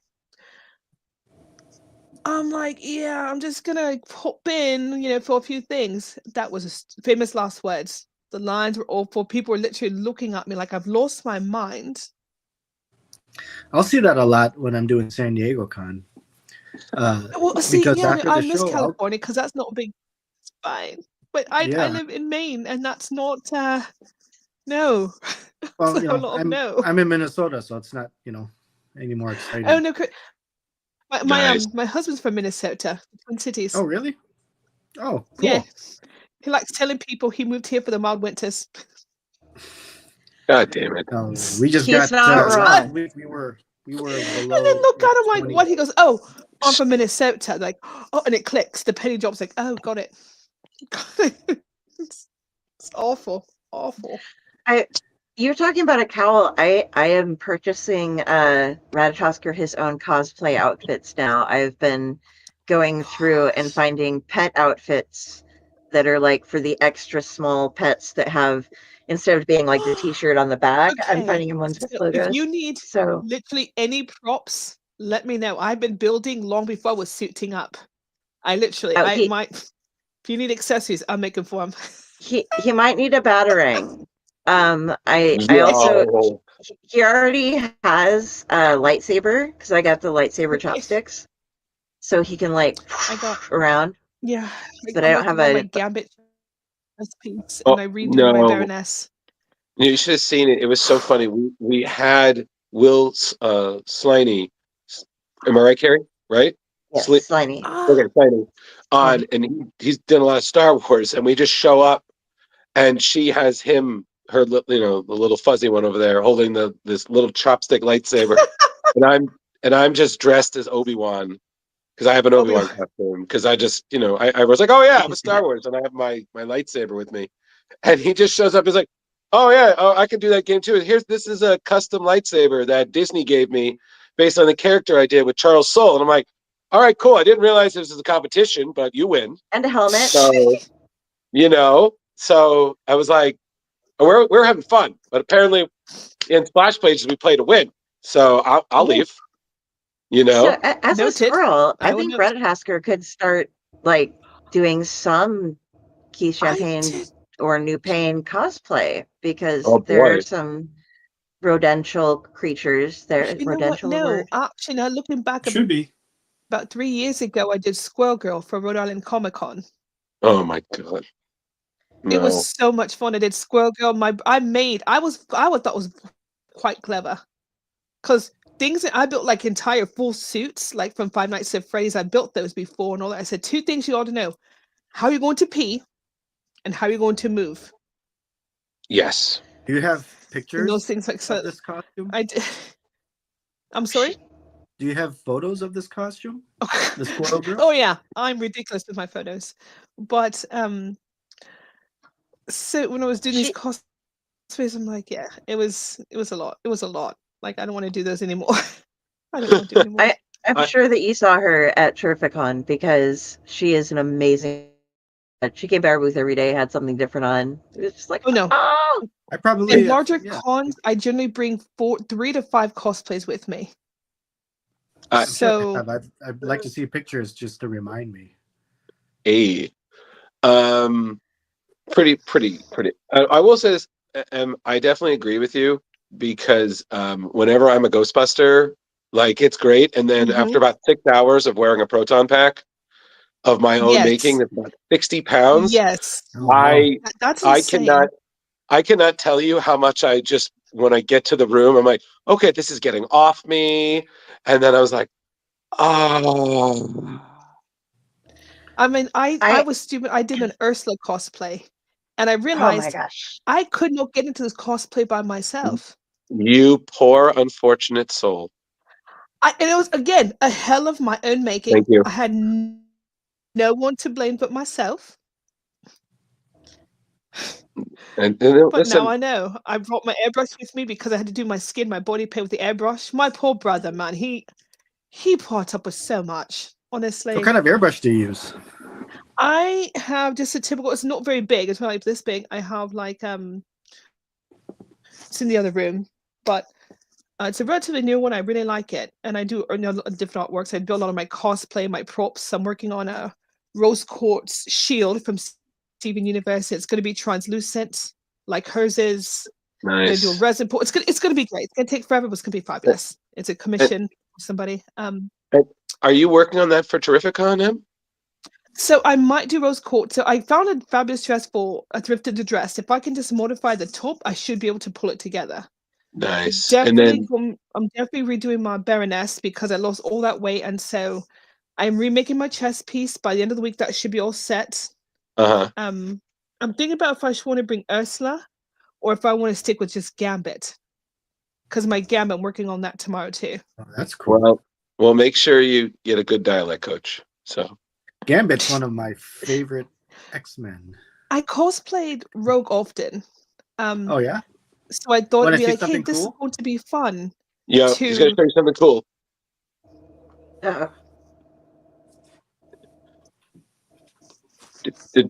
Tom, you're full screen, just letting you know. So, when you show the thing. Oh yeah. Yeah, just when you show the thing. just when you just don't let it explode. He's wearing pants. Hey, if Yay! I wanted to hear an asshole, I would have eaten a can of beans by now. Hey. Oh. Okay, see, Tom, that's the kind of joke our co-host Leo would make. So I'm glad to know that no matter where we go, there's always a pun. Hey, I got my one earlier with Ricardio. I still can't with you on that one. Oh, come on, stop it. That's his name. I mean, it's official. It's Ricardio. I can't. So I found like an old box of comic books from my mom and dad's house. Oh God, yes. And this is from high school. And then look what I found. Wow, look at that. Crazy. You need to bring it closer to the camera for us, love. Yeah, it's a lot. It's kind of like I guess it's common. I've been doing some research. And I guess Very it's common cool. that there's like a miscut. It's a miscut on the top, and it's a little bit of a miscut on the bottom. Wow, that's crazy. But preserved nicely too. I mean, the condition is very, very good on this thing. Yeah, man. And then I found this. This is kind of funny because I totally forgot I had this.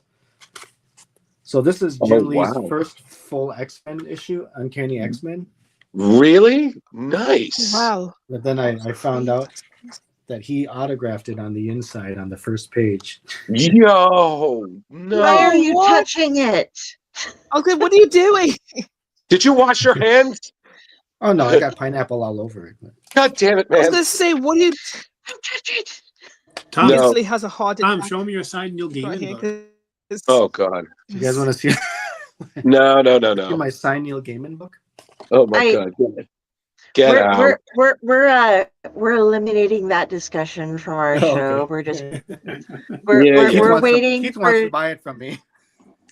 I mean, I would, but it's one of those things where it's like it doesn't do anything positive at the moment, so we're just kind of Jesus. But I think Chestnut is who Ratatosker could go as far as out of the Punch universe. Well, it's actually funny because Carrie, aren't you trying to work on doing a cosplay from someone's work of someone's creator we've had on the show? I mean, we're not going to say too much, but well, he's possibly still watching. Dean Haspiel.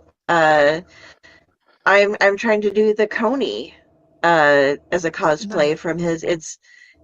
So from the Red Hook, it's his mom, and it was a cosplay that was made for me.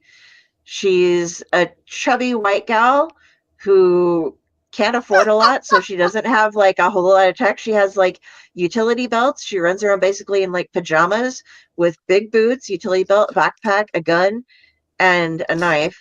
And then she has this like mask over her face with like X's like Okay, stitched on I her need to read. eyes I need and a to read frowny this. face stitched onto it, and then little antennae that have now become rabbit ears that kind of flop around. So I'm like, okay, I've got my pajamas. Oh, he's still watching. Yes. Oh, There we honey. go. I've got like half the cosplay ready to go. I have a friend of mine who does do cosplay thing who's going to make the mask for me. So I'm going to be like going out and being the Coney. I'm excited. It's Nice. like it's going to be my first. I'm 49 years old and it'll be my first real cosplay ever because Oh, I'm so I have been excited for deprived that. my whole life. That- And and I'm the most boring one of all. I'm just going to be Deadpool again, and I'm fine with that. Well, I'm going to bring a cosplay. But I remember I was trying to say when I did Squirrel Girl, I was trying to figure out the tail situation. Oh yeah. So Prehensile. so what I so what I ended up doing, I attached the tail to the jacket. Yeah. So that way, it was. I honestly, and a lot of these things, people assume that I know what I'm doing. Oh no, honey, no. More than not, I look at some like, okay, how will that work? Because you're trying to bring some from a 2D into 3D. And I Oh know yeah. 3D printing, a lot of my stuff is made from like foam and on my armor piece and things like that. Right. But Do you Squirrel make Girl, the my tail brother, from? bless him. Sorry to interrupt. Do you make the tail from? I made the tail. The tail I actually made from fabric and foam, and I rolled it. I stitched it and all that, and the two different kinds, and the side of the tail's light and the top. And I put copious amounts of Gorilla Glue, and I gently rolled it and held it there. And that made the tail. And then I was able to attach a magnets for the top, two on the top for their tail, and I just glued it to the base of the jacket. So when I went to the car, or I had to use the bathroom, or something, I had to change out my cosplay. I could just take it off real fast. Right. Yeah. That's That pretty was cool. You know who you might want to contact, and this is going to sound odd, but if you ever have any questions on making costumes, are your local haunters.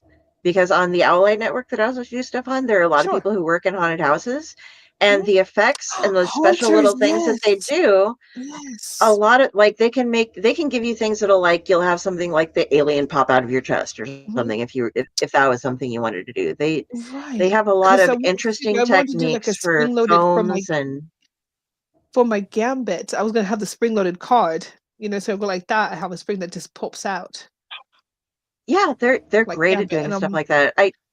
I'll put you in touch with somebody after the show. I'd really appreciate it. Right. And also, I'm working on my stuff, working on this thing to make it diffuse the light, so in photos it looks like it's glowing. So I did the card. The card is already set. I figured the Doctor Strange things for people. I've been building a lot longer than I've been suiting up. mhm. So that's why cosplay always. I just built an automatic arm for Fullmetal Alchemist. It's like the arm from Edward. I like building things. There you What I go. did this weekend, I slept and read a lot of comics and a couple of books There you go. and maybe a little fanfic, I, but we don't talk about that. We won't talk about that. Shh. I read. Where am I? Audibles. Do a lot of audibles. Yes. I was sick, so I was This is dying and a Phoenix recovering. Saga, actually. How much do you pay So for this an is Audible subscription? I don't have Audible. okay. So here's the deal. This is what I've learned from some friends. I don't do it. I just buy books every now and then when I feel like it and don't pay a subscription because I'm the kind of person that forgets when I sign up for something. And then when it goes back No, to full price, I forget. same. Yeah, But same here. if you sign up for the free account or the like $5 a month account or whatever, you can ride that for like 3 or 4 months and then you drop off of it, but you've gotten like those 3 months plus the bonus tokens you get when you join, and Yeah. then you can do the same thing again. Like you just wait a Oh. couple months and you go back and do it again. So you can just Oh, keep really? They don't flag you for that for cycling doing it through. multiple times. Apparently not, because I have You know what? I have multiple friends If it's that not do it. broke, Yeah, I use Audible to I love to listen to books and there are some favorite authors, but I also like to try to find things that will put me to sleep. Yeah. And like yeah. because if I listen to music in English, I can't fall asleep because I'm listening to the lyrics. The lyric, correct, I understand. Yeah. Yeah. So I listen to like Wardruna because it's in Norwegian and I can't understand it, but it puts me to sleep. But if I'm listening to a book, sometimes I want to hear the book and sometimes I don't. And I picked up recently Charles Dickens' Martin Chuzzlewit's because I was like, this is like 38 hours of something that sounds like it will be boring as hell. And it's right. And but I kept getting interested in it because it was a very damn it. compelling narrator. And that's the problem. So I found the one book that I love history, but if you buy the Audible version of the Plantagenets, no matter how much you love history, you will be out in like 20 minutes tops. And that's if you're like going to bed on a caffeine high, because Yeah. it is so droll and there is no elevation of the voice at all. It's just, Oh dear. okay, for Nope, $30, I can sleep forever. I think Keith puts That's- on no, that's Joker fair. too when he wants to fall asleep. Chest I face. Oh my use I go to God, the gym Monday Damn it, through Dean. Friday. So I use Audibles for the gym, honestly. I And I refuse to leave the gym in the middle of a chapter. If there's like I cannot leave the gym in the middle of a bloody chapter. I've got to finish it, even though it's an extra 15 minutes. I that don't care. I goddamn fight. refuse. I will not. I refuse to like leave it in the middle of a chapter. I've got to. It's such a weird thing, and I don't know why I do it, but I do it. You're, So if I you're a want to know what completionist, happens Jim. next, I've got to go back to the gym to figure. You know. That's what I do though, except with YouTube videos. If I'm on the treadmill or something and my time is up on the treadmill, but I have 10 minutes left on whatever I'm watching on YouTube, then I need to finish it. You need to get those extra steps, man. There you go. Yeah, same. Yeah. That's what I do. So, okay. I'm trying. I don't know if Carrie, do you have any other questions? I think I'm tapped. No, I'm like I really okay. Here's the deal. We've been running for almost 2 hours now, like an hour and 40 minutes. I don't know if we should actually go to the news. Like, I think we should do one of those little separate news shows Oh, like in the middle of the week, like that you we'll guys just do do that? because You you guys guys do have that been like the news at the end of the podcast? Yeah, because we do the Yeah. interview and then we do we usually do like an hour, then we do the news, then we do Keith, let's stay for the news. It's Kickstarter kind of like or a whatever. different show. I mean, if you Robin, guys want to, Robin, I mean, what do we have we for do our best to run through the news pretty quickly. You Okay. know. Let's All do right. it. But if They're gonna, Carrie, they said they want to be here for the news. Let's Huey Lewis this mother. okay, because Yeah. Dean Haspiel has been hanging out, and I definitely was going, regardless of what we decided to do. I do have my chest face came in the mail, so I'm going to be showing that off tonight too. Keith's just like, I'm going to yawn and play some online cribbage. You know, that's He what I does got love going the on. cribbage. Oh, you don't have yours open? I like every day now because I'm like, I am probably going to run into him soon, and so I must play like 30 games a day so that I make sure I remember how to count and name all of the different things, because you said cribbage and I was like, I have never ever lost a cribbage, but I haven't played for 10 years. So I'm like, okay, so 15 for Oh my 2, God. 15 for 4, I pair do for not know 6, how to play cribbage. double run for 8 is 14, like, yeah. It's Keith gave fun. me a quick cribbage demo last September at a show called SuperCon in South Dakota. Nice. I didn't understand it at all. I was totally lost. It's It's a I'm pretty sure that easy would do game to me as pick well. up. You gotta just kind of And hang it's in there funny. for 2 hands. That's all. yeah, If you- it's and then yeah, once you you master it, then Tom, don't worry. I don't know what it is either. So if you said cribbage, I was like, does it come with a salad? I know, right? What kind of cribbage? I was like, I do not. cribbage. I I know was like, how it's played. I've seen it played. I do not know the best thing about it, honestly. Well, Keith and I have another appearance Seen it at played. that same show later this year, so maybe we'll have a round 2. there you go. Well, Yeah. at our Minnesota appearance, Tom, on March Oh, that's 1st, I've already been challenged to cribbage by one of the family members of that comic shop. Oh, really? oh, Yeah. Oh boy. okay. So, Well, Yeah, I'll make the sure I'll life of- be. I'll Somewhere bring else. a little new pain all the way from Connecticut to Minnesota on the cribbage board. Oh boy. And then you can have a we- rematch in April. Comics, you know- comics, carnage, and cribbage. The Keith campaign story. You like Well, to I- do I just Oh, little. so you excuse me, guys. I think my cat's stuck. Hold on. I've several times There you about go. starting like a convention cribbage club. It's just not many people know how to play, Boy, so it seems pointless. I don't And know. that, Oh, you know what? Keith, you keep saying these things, and I keep seeing the look on Carrie's face. If there's ever a meme for "hold up and shut up and hold my beer," that Carrie is just That was it. constantly. Yeah, Yeah, 1,000%. you're just like, oh, really? Oh. I'm just like, don't do this. I'm like, oh God. All right, Carrie, No, do you want it's us to just one of give those this up things. to the news? Yeah, well, I first we're gonna do something else, but I just Keith has this little thing with giving hints and stuff, and so um, whether I win or not, the next time I see you, Keith Champagne, I'm going to give you a cribbage game to remember. All So right, all right. Jeez, see how that goes. That sounds ominous. that's We'll see what All happens. right. that's just too So serious. before we knock out the news, we do this thing called Variant Watch because, god damn it, do people love variant comics?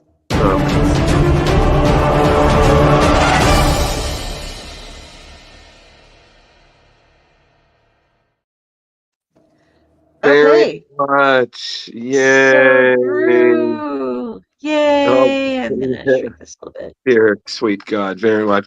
Well, actually, I'm very excited about this variant because this is by a great artist, Chris Caruso, who I've met quite a few times. I even have an original piece of artwork from him on my subscribed art wall. He is working on a series of connecting covers that are recreating the classic official. Essentially, this is the original covers to the official handbook of the Marvel Universe Deluxe Edition. So these are literally recreating the connecting covers in his style, and it's just look at it; it is just adorable, but also very Marvel. So uh, yeah, I mean, honestly, there's really nothing more I can say there. So these are 15 Marvel Universe connecting covers. So if you just don't have the ability to go with 15 covers, they said that I think they're planning on maybe they might do like a one of those big interconnected covers, kind of like what we've seen Carrie with Scott Koblish's like Mondo X-Men or Fantastic Four covers that just have like 700 or 1,000 characters, which I'm like, geez. So 15 universe covers. They said they're also available as the Blue Line sketch variant covers. So yeah, so these are going to be in sale all throughout April. So Thor, Moon Knight, West Coast Avengers, X-Men, Daredevil, Doctor Strange, Incredible Hulk, Uncanny X-Men, Exceptional X-Men, Power Man, Amazing Spider-Man, Avengers, One World Under Doom, more X-Men, and of course the Fantastic Four. So if you like what you see here, I mean, look at them. They're just beautiful. You know, I don't know, work some extra shifts, save up that money, support an amazing artist. And I will say this, if you ever get a chance to meet Chris at a con, he's the nicest guy, and he's so beautifully humored. That's cool. I like the Blue Line version. Yeah, That's look really at that. Yeah, they're gorgeous. Carrie, and thank you for handling thanks for being the Fleo and handling this technicalness. It's crazy Look at how that. much I mean, they got together in that. that's a real fan. I mean, yeah. That's crazy. Yeah. That looks so cool. Right? All right. So that's all for Variant Watch. It was really short on that. So all right. Carrie. Now Yeah, is the just time of mhm. fun for Drew. Drew's News. Exciting tales, fresh comic views. In the pages, heroes fly, villains plot under the sky. From Gotham's dark to Metropolis views, we cover stories old and new. Drew's News, your daily source for comic clues. Join the fun, it's a heroic cruise in the world of Drew's Comic News. Yeah, I did that to him because Okay. I'm Yep. evil. Oh, this is thing- comic book news? Yes. Yeah, no- so you guys. Current events news. Yep. No. We don't do things like that. Oh no. I don't care. I hate all of you so much. Except those two. They're great. And M, you're fine. Carrie, all the hate. Today is actually the 1 year anniversary of when I designed the Drew holding the Blues Clues Drew's News Is it thing. really? It is. It showed up on my on this day thing, like in Oh, that's OneDrive. too So funny. Hate you so much. yes, Yeah, you so love fun. me and you know it. I know I do, but God damn it, woman, I got to keep the antagonistic nature for the podcast. So, continuing more on the Ultimate Universe, we've already seen we're in year 2. Things are still literally percolating. So now we're going to get into April with the latest. So we're going to see the origin of Mysterio, a battle against Ultimate Loki and Ultimates, and so much more. So first and foremost, you got Ultimate Black Panther. We're going to see a stripped down T'Challa going back to basics to prepare for battle against new foes who've turned Vibranium and its dark counterpart. Against him, that's with Brian Hill and Stefano Caselli. That's on sale April 23rd. The next one is Ultimates 11. So that with Dennis Camp, Juan Figueri, the war for Asgard. So just in time to topple another of the Maker's dominoes, you're going to take Loki from his seat in the power of Asgard. Thor, Sif, She-Hulk are literally going to Asgard for a journey into mystery for blood, glory, rebellion, where they might find a new ally. Interesting. And then the next one is my favorite series of the Ultimate Universe, as always, the Bug. So, Ultimate Spider-Man, John Hickman, David Messina, Marco Cicchetto with the great cover, The Origin of Mysterio. So, we don't know much about this guy, but Spider-Man's about to learn a lot more than he bargained for. The next one is, of course, the latest one in the Ultimate Universe, Ultimate Wolverine. That cover's great. Oh my God, it's so good. Oh, Chris Condon, that's awesome. Alessandro Cappuccio, Winter Soldier. We have Wolverine's confrontation with Kitty Pryde and Gambit leaves him disoriented, violent, and questioning his overlords. Basically asks the question, who is Logan? So, good question. And that cover is absolutely gorgeous. And then last but not least, the Ultimate X-Men. Peach Momoko with her latest and the deadliest battle for the mutants. The Shadow King's returning, powerful than ever, and will are the first X-Men that we've seen, Armor, be the first to fall. So these are all throughout April. X-Men is on the 2nd. Wolverine is on the 16th. Spider-Man is on the 30th. And Ultimates is on the 9th. And Black Panther is on the 23rd. So these are all in April. So if you like what you saw, check it out, man. The Ultimate Universe is definitely where it's at. All right. And next we're going to move on to Moon Girl. And by the way, Keith and Tom, you guys have any comments or anything, please feel free. You know, Well, Keith Mine and I as were well. talking about the Ultimate Black Panther, and he doesn't really like the direction it's going into, and I'm totally pumped for it. Tom and I have literally never had that conversation ever. Come on. I'm not sure. Like, I thought the Ultimate Universe, I don't follow a lot of stuff that close, but I thought the Ultimate Universe was gone. So it was. It's like It's a back. relaunch. Yeah, it's a relaunch, but it's now in a completely different version. So, Yeah. I mean, you could, yeah. Basically, I mean, the costumes are totally different. yeah, basically what happened was Reed Richards like came back as the maker and totally destroyed things and made his own universe. He decided to go back and like undo all of the superheroes that were in a different universe and then taunted the ones in our Earth to like go find him. But if you go back there, there's like all of this data and he's kind of lost his mind. Like in some cases, physically, literally lost chunks of it and locked himself up into a bunch of stuff. So you have this maker and he's been trying to redo the world. He's divided into things. There's a lot of weird politics involved, but yeah. if you read it a little bit, it some of them are worth reading. Some of them are kind of I'm with Drew on the Spider-Man is great. The Ultimates is great. You just get this like if you enjoy Doom and if you enjoy just darkness, it's fabulous. Some of Yeah, them are getting a little weird, but everybody has their own writing style and does their own thing. But it yeah. doesn't feel as cohesive as the original Ultimates universe was. But hmm But it, also on top of it, it's just a world where there's a lot of characters were reinvented as essentially the behind the scenes overlords running the show. So you have these heroes that are finding out through that there could have been different, but because of one person's meddling, it's almost like they were Mhm. denied a destiny. So you have this idea that do you accept the fate or do you just go on living your life? Some people rose up, some didn't, and it's very interesting. It's different than the Ultimate Universe, but it's superb and there's great stories. It's only year two, and yeah, it's not the old Ultimate Universe, which had its pros and cons, but it's fun and yeah.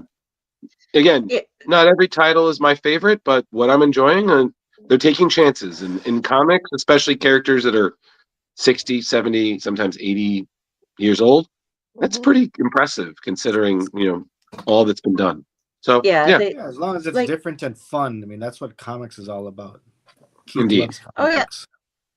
like they they Indeed. they initially the maker plucks the spider off of Peter Parker before he can become Spider-Man. And then a crew Hmm. of people find all of the this didn't happen, they find the data that the maker went through and was like, I killed this person, I kept this from happening, I didn't do this. And some people come forward and say, hey, at one point in time you were supposed to have been bitten by this spider, and then you would have all these powers, and then you would do all these things. You're an adult now and you have children, but would you like to accept what your destiny could have been? And so it's kind of presented that way. So you have new looks on old hero, which was the same thing as the old Ultimates was. It was just a new look on old heroes. So Yeah. it's pretty fun though. I quite enjoy it. And how many different Ultimate Um, titles do they have other than the new ones that you mentioned? Like, Uh, does so a lot of it's, the major characters have their own title, their Ultimate yeah, version? so basically it's Ultimate Spider-Man, and then it's Ultimates, and then it's Ultimate X-Men, Ultimate Black Panther, and right now the newest one is Ultimate Wolverine. yeah. So it's pretty, Got a few. yep. Um, Okay. Carrie, would you mind if we jump to the Fantastic Four one for you? Oh no, I'm good with that. Just give me 1 second to get there. Do, do, Thank you. do. All right, yeah. Just let me know if we're going to be skipping things because Yeah, it's not hard. yeah. So I'll let you know. okay, cool. Um, The Fantastic Four is not an Ultimates title, No, right? no, Okay. well now we're not in the at this main. point. We're in the We're just jumping 616 around our universe. news stories. Oh, okay. Yeah. Which is, funnily enough, the room number that Drew and I got our first year at Terrificon. True story. We were like, oh my God. And so I'm trying to get it again because last year was like, I would like 616. And they're like, we got that you wanted to be on the 6th floor, but somebody has 616.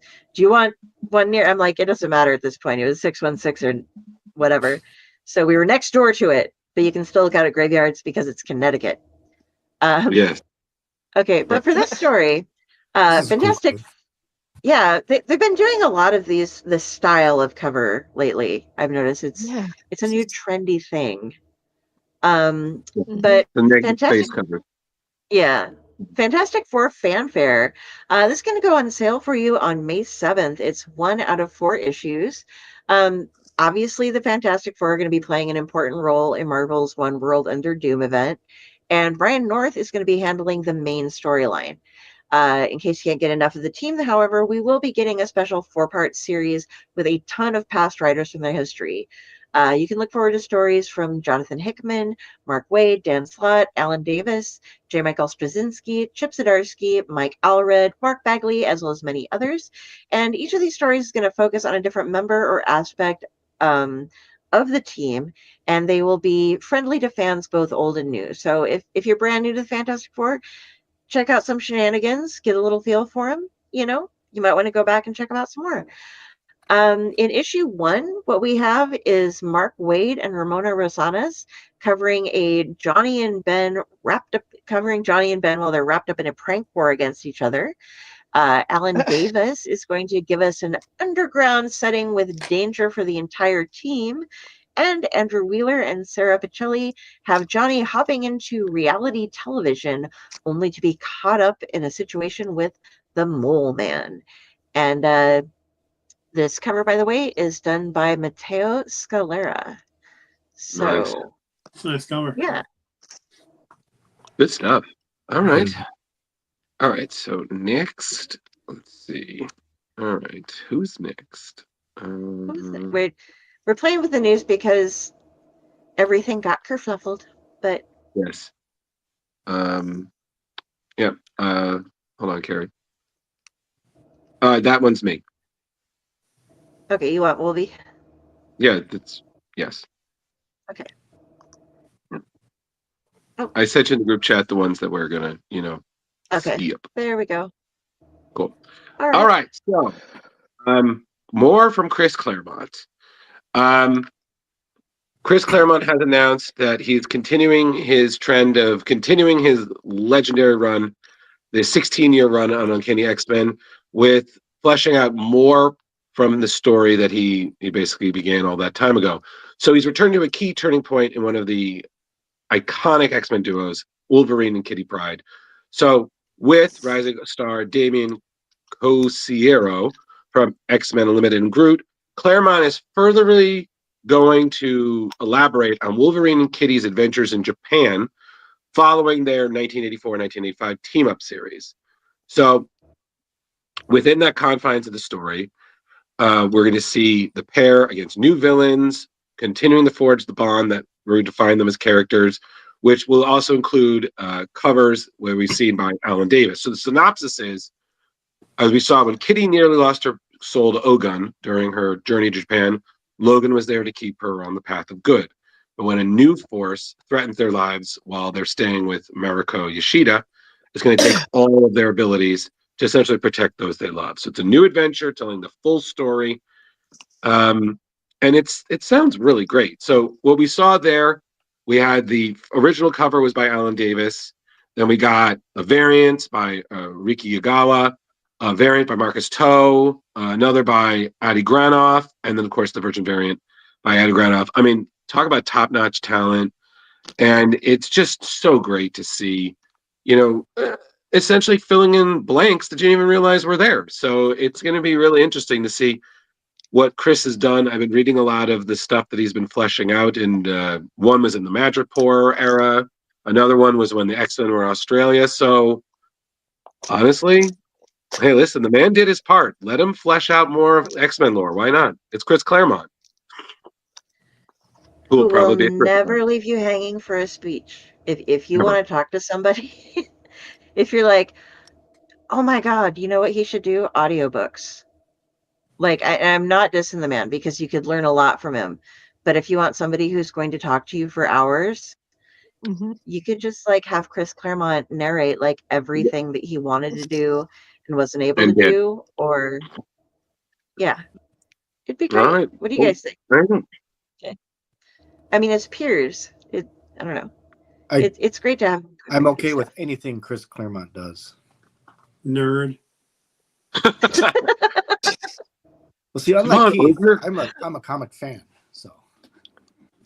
Oh, you're like, I'm actually a fan, not just, somebody who writes them and stuff. Yeah, me too. Yeah. Oh no. All right, Carrie, the next one is you, and I'm not gonna lie, I'm kind of jealous I let you cover this one because this sounds so fucking fun. Wolf. This is crazy. So, on May 21st, yeah, look at that. What does it remind you of? Yeah, all right. It's like an 80s, 90s commercial for a video game or something. Oh, you know what that looks like? That looks like a marketing for cereal. You know what I mean? Like so before. Because literally back then, they were literally making these shows around toys. That's what that looks like. That's like they want to market a toy. And that's what they came up with to market it. Mm-hmm. Absolutely. So this is that is so cool. This is RoboWolf. I never owned neon shirts. Like I owned one because somebody bought it, but it's not like I wore them. But like yeah, but back you had to have at least something like that back in the 80s. Um, so on May 21st, Dark Horse is going to bring us issue 1 of 4 of a new action comedy, Robo Wolf. We're going to have Jake Smith from Blood Force Trauma and Godzilla War for Humanity. He's doing everything: the writing, the art, the coloring, the lettering. And it's supposed to be his kind of homage to all of the fun retro games and crazy shows from the 80s and 90s. Basically, the story goes is that RoboWolf has his daughter kidnapped by Colonel Massacre, and he gets his crew all together for a heist to get the ransom money, but they have to face ninjas, cannibals, robots, and other obstacles to get to the money in time. And I do want to quote him because he's so excited about it. Dark Horse publishing a book like RoboWolf is such a testament to how much they value pure comic book fun. When I told them, hey, it's a bank robbing cyborg wolfman with machine guns, they were like, cool, we're all in. They're the publisher that comic creators lie awake dreaming about working with. And he's just having a lot of fun with all this. And it looks like it's going to be a great comic. I mean, it's not going to be one of those like, wow, man, that's super deep. But I think it's going to be a lot of fun to check this out, and I do plan on getting my hands on this because I need to read something like that. There has to be something cheerful and just fun lately. We need that. Which you guys are bringing the fun, but I need to have a little bit more fun because you have no idea how much of the darkness I read on a regular basis. That whole I described it as very Saturday morning cartoons. Well, yeah, I mean that's got like fantastic. 80s, that's got 80s, 90s vibe right there, like Turtles, RoboCop, all of that kind of just over excess violent glamour. It's gonna be. I mean, the cover looks like an ad for a video game too, so the vibe. Probably machine gun with super fun. I mean, that's fantastic. Right? Like, why wouldn't we want that? Absolutely. All right. So what's next? All right, Carrie. Kaiju time. Boom. Kaiju time. Hey. Okay. So as we've seen, Godzilla is making his rounds, battling all sorts of entities, but he's crossing over to the Marvel universe. So as we've seen, Marvel is essentially evolving their relationship with Toho International. With all these comic series pitting Godzilla against iconic Marvel characters. So now we're setting that each one is being in different Godzilla eras and taking different places in different time periods of Marvel. So there are going to be 6 one-shots. So in March, we had Ryan North and John Romita Jr.'s Godzilla vs. Fantastic Four. Then you have April, Godzilla vs. Hulk, and then Godzilla vs. Spider-Man. So Godzilla and Hulk is by Jerry Dugan, who I've met and is an absolute amazing person and fantastic writer, drawn by acclaimed artist Giuseppe Camuncoli, who's equally great. And then Godzilla vs. Spider-Man is by Joe Kelly, who is set to be killing it on the latest run of Spider-Man, who's going to be kicking that off. And then superstar Nick Bradshaw, who is also another dynamite amazing person. So for the Hulk, which, as we've seen there, excuse me, for the Hulk, Jerry Dugan and Giuseppe Camuncoli, we saw General Ross has no tolerance for monsters. So with the Thunderbolts, his quote-unquote anti-kaiju task force, he's taken down or imprisoned the biggest and baddest. Fang Fan Foom, Mothra, Cucamonga, even the Hulk. Now what's left is Godzilla.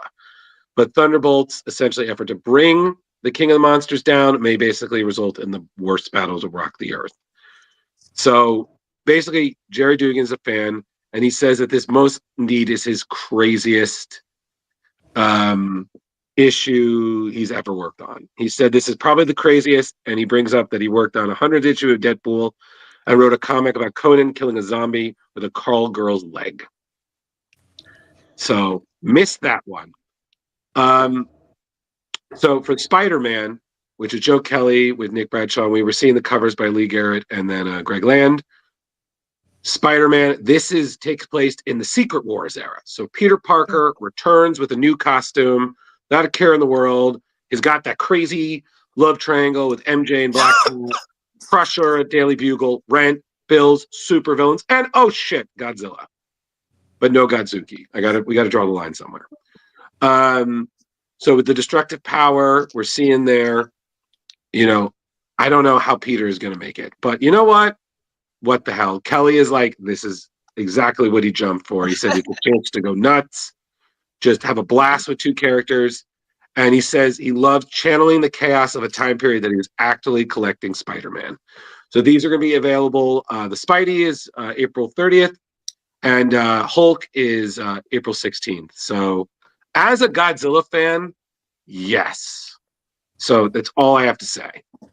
So I did not realize it was different time eras, so that just is so fucking cool. So, yep, I'm good. Anybody thoughts, anyone? Any Kaiju fans in the house?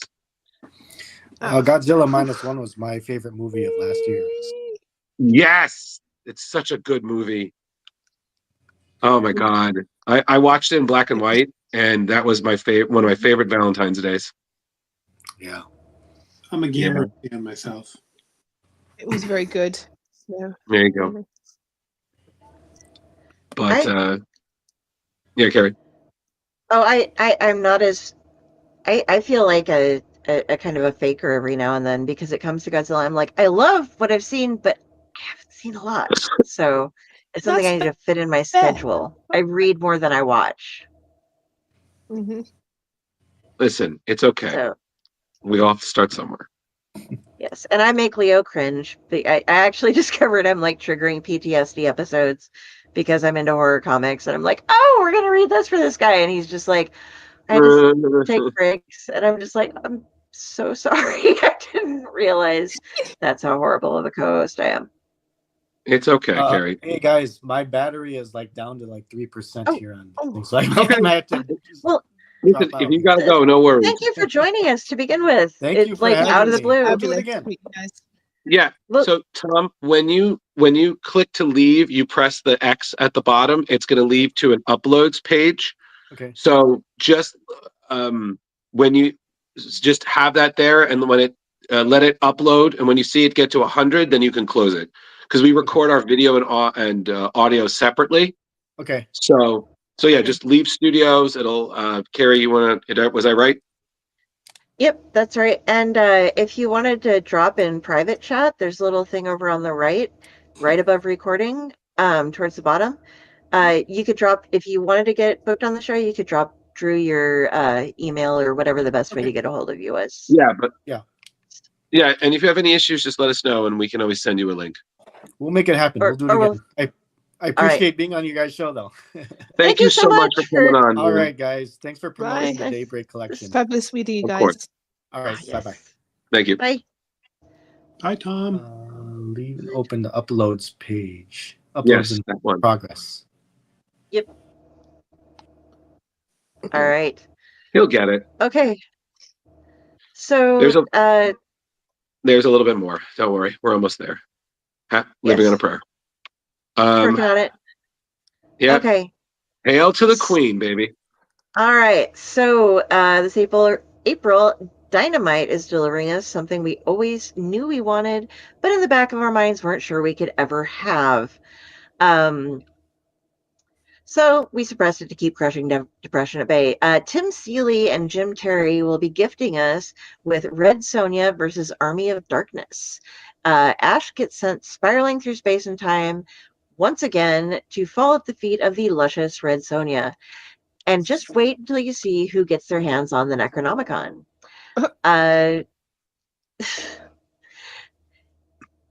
Tim Seeley had to say, I've been obsessed with Army of Darkness since I saw the movie way back in 1992.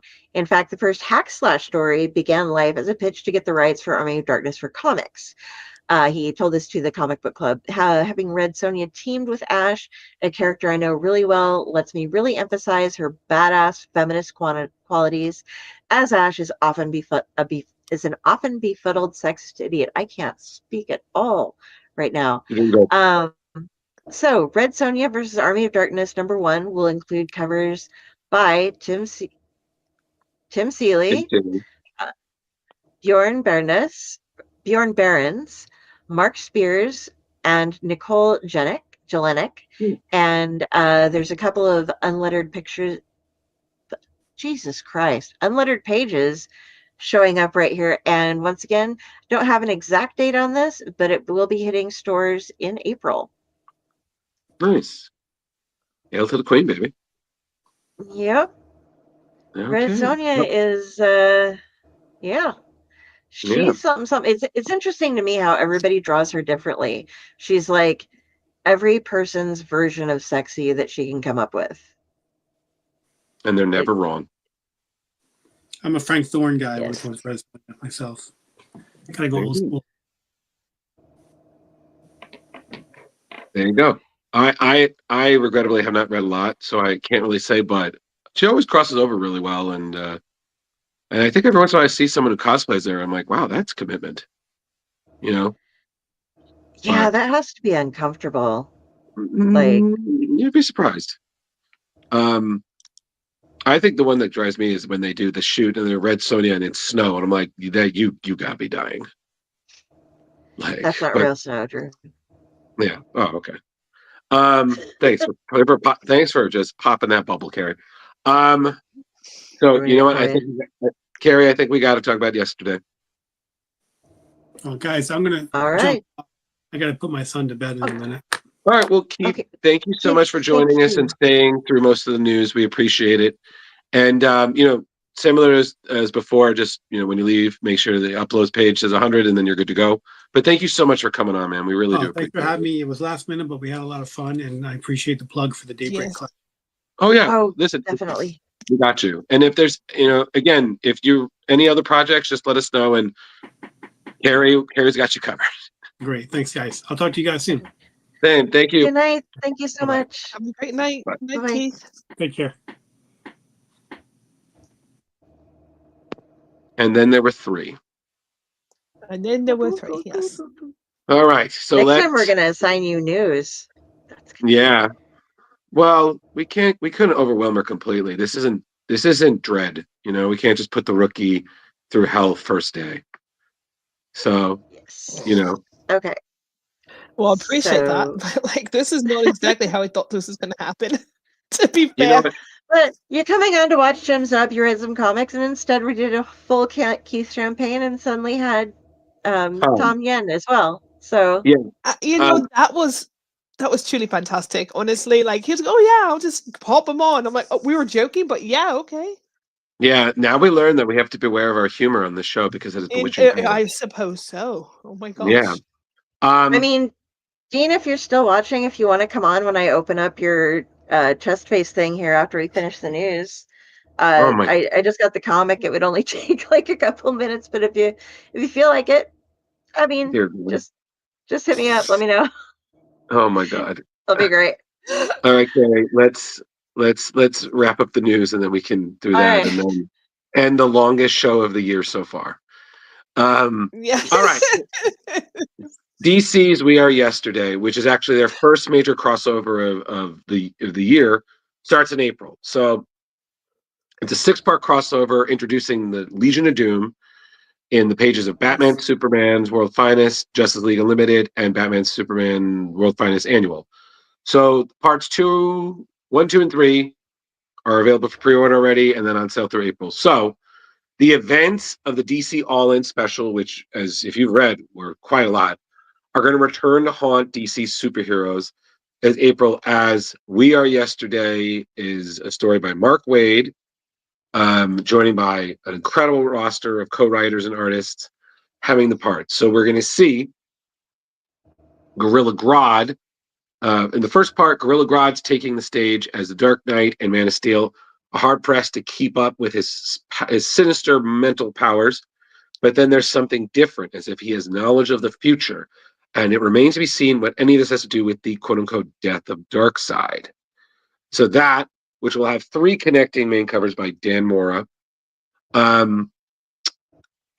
it's Batman, Superman, World's Finest, is essentially going to see the horrifying... Wait, no, I'm sorry. I apologize, guys. I jumped. The wow, sorry. So Justice League Unlimited issue 6. We'll see the identity of the Infernal Club cult released. So what does that have to do with Lex Luthor, the Joker, Cheetah, and some of the other dangerous supervillains in the DC's plans to take down the Justice League? So you have that. And then, of course, Wade and artist Travis Moore are staging one of the biggest throwdowns in all of DC when this issue is going to hit the store. You're going to have the second of the 3 interlocking covers by Mora with variants by Lee Bermejo, Nathan Sursdy, Dan Jurgens, Philippe Massafera, and more. And then part 3 is Batman Superman World's Finest 2025 Annual, written by Wade, Christopher Cantel, Morgan Hampton, with art by Dan McDade and Clayton Henry. The secret origin of the Legion Doom is revealed. And these, the worst of the DC superhero. Oh, God. Carrie, did you just see? Yeah, I just saw that. Hold on a second. I'm having a slight issue here. That's fine. Okay, Dean, I'll send you the link. Jesus Christ. So we have 2 stories after this, so I'll send it to you. You know what? I think, Carrie, we might just skip the wacky and just go straight to the ghosts. Because especially we're going to have that, I think, in our house ready. So with all due respect to Wacky Races. So finishing this Legion of Doom story, they're set in motion to scheme to lay waste to everybody. So this is also going to have the world's finest debut of Jon Stewart, who's the newest Rinslinger of 2814. So more covers, Henry, Salvador Larroca, and Lauren Braga. So this is all happening in April and looks pretty great. So Mark Waid, who we've had on the show a bunch of times, can do no wrong. And he's got a lot of great talent here. And it's going to be really interesting to see where he takes it. This was one of my favorite covers out of this entire week's news. I just thought this was gorgeously rendered. I think it's a Lee Bermejo, right? No, give me a second here, and I will find it. It's... I'm wrong, man. Hold on. I have them all named. I take the time to name them outside of this. But it's... It's Salvador Larroca. Salvador Larroca. Yes. Nice. All right. So, Carrie, I think we got to end on the story that I wish Keith had been here to review. But you know what? Let's do it. Okay, which one did you want to do next? Yeah. Okay, My let's story. get through this real quick and start here. Yes. So, what is more terrifying than ghosts? What about pirate ghosts? So, the latest Ghostbusters comic series, Ghostbusters Dead Man Chest, written by David M. Booher, with art by Avid Orr and letters by Jimmy Betancourt of Comics Craft. It's a 4-issue Dark Horse comic taking place between the events of Ghostbusters Afterlife and Frozen Empire. So in the book, the Ghostbusters are dealing with their fame in new ways, while Trevor is planning a quote-unquote friendiversary celebration for him and Lucky. Phoebe is going to be making a new friend, and then, of course, the ghost of Captain Kidd, I'm sure if any of you know pirates know who Captain Kidd was, attacks. Do pirates have friends? We're going to find out. So basically, this is just more branching out Ghostbuster stories for a new audience. And I'm actually really, not just because I am a Ghostbuster, but I'm very excited about this because Booher really did the research. He talked about how he was researching for ghostly happenings in New York, which I can tell you there's enough for so many lifetimes. There's a true story of Captain Kidd. He owned a house near Wall Street with his family. So some people think he was this fearsome pirate, or was he actually framed? So you basically have Ghostbusters stopping an angry pirate captain and his ghost ship from turning Manhattan into a 17th century ghost pirate den. So Dead Man's Chest is featuring a cover by our future guest, Tyler Crook, with a variant by Max Sarin. It'll hit stores May 21st, 2025. And Carrie's showing some pages of that right here and now. looks great. I can't wait to see what they do. And hey, man, you know, we're ready to believe you. Arr. Yep. And as soon as I quit having issues, guess what? Oh boy. We have Dean Haspiel joining us, everyone. So Hello. Dean, before we get to it, I have to ask, what was it like watching tonight's show? It's a lot. It's a lot. No, don't ask them that. That's not because that's No, not no, what's no. on. It's good. I mean, No I was feelings. half watching, half. I had to draw a bunch of commissions, Mhm. so I was doing that Right. and listening to all you guys talk, and it was cool. I was mesmerized by Keith Champagne. That's his name, right? Keith. Yeah. Mhm. Yes. By how chill he looked the entire time. He looked That's like like a stud. he was so mellow that I was Mhm. jealous of it because I get amped up all the time about everything, Well, yeah. and so I don't know. There was something about the power of that I was kind of It was just mesmerized by. drawn to it. Well, like I said, we were just making the best of a crazy situation, and then it just kept. And Carrie's like, Dean, and there's like, I was like, okay, we got to stop doing this. Like, I was It's like, funny. It's weird. Something's in the water or in the air, or because you guys were going to have Jim Zub. Pop Culture Squadcast was supposed to have John Ostrander, and uh-huh. and there was something where people's phones or laptops or connections were not working tonight, and Yo, Mhm. I blame Trump. oh God, you know, So I've been advertising that I'm going to open yours and Keith's Kickstarters that I got in, and then promoting another one that he just happened to have come up at the same day. And he was like, an hour before the show, he was like, if you want me to pop in during that part and explain it a little bit, I can do that. And I was just like, That's cool. That's cool. cool. yeah, And then it was just like, so could you do the whole show? Yeah, When? In like 5 minutes, basically, it's like basically. it's like 2.5 hours later. Yeah, no, it's cool. Listen, I enjoy this stuff, and I love, like, again, people like you keep me company because I can listen to music, but then after a while, I want to hear people talking. I want there to be humanity Yeah, and discussing. In fact, you're telling me some stuff in the news. I mean, I was like, oh my god, now we got to do news. But like, there's some cool stuff I didn't know about. So thanks there for you the go. news. You're welcome. I mean, I always feel bad because sometimes there are stories we can't get to just because time and stuff, and I'm like, oh man, they sound cool. Like, but I'm Yeah, I was like, yeah, we could do that, and then every show would be 3 hours long, yeah. and nerd attention spans, Dean, are only so good.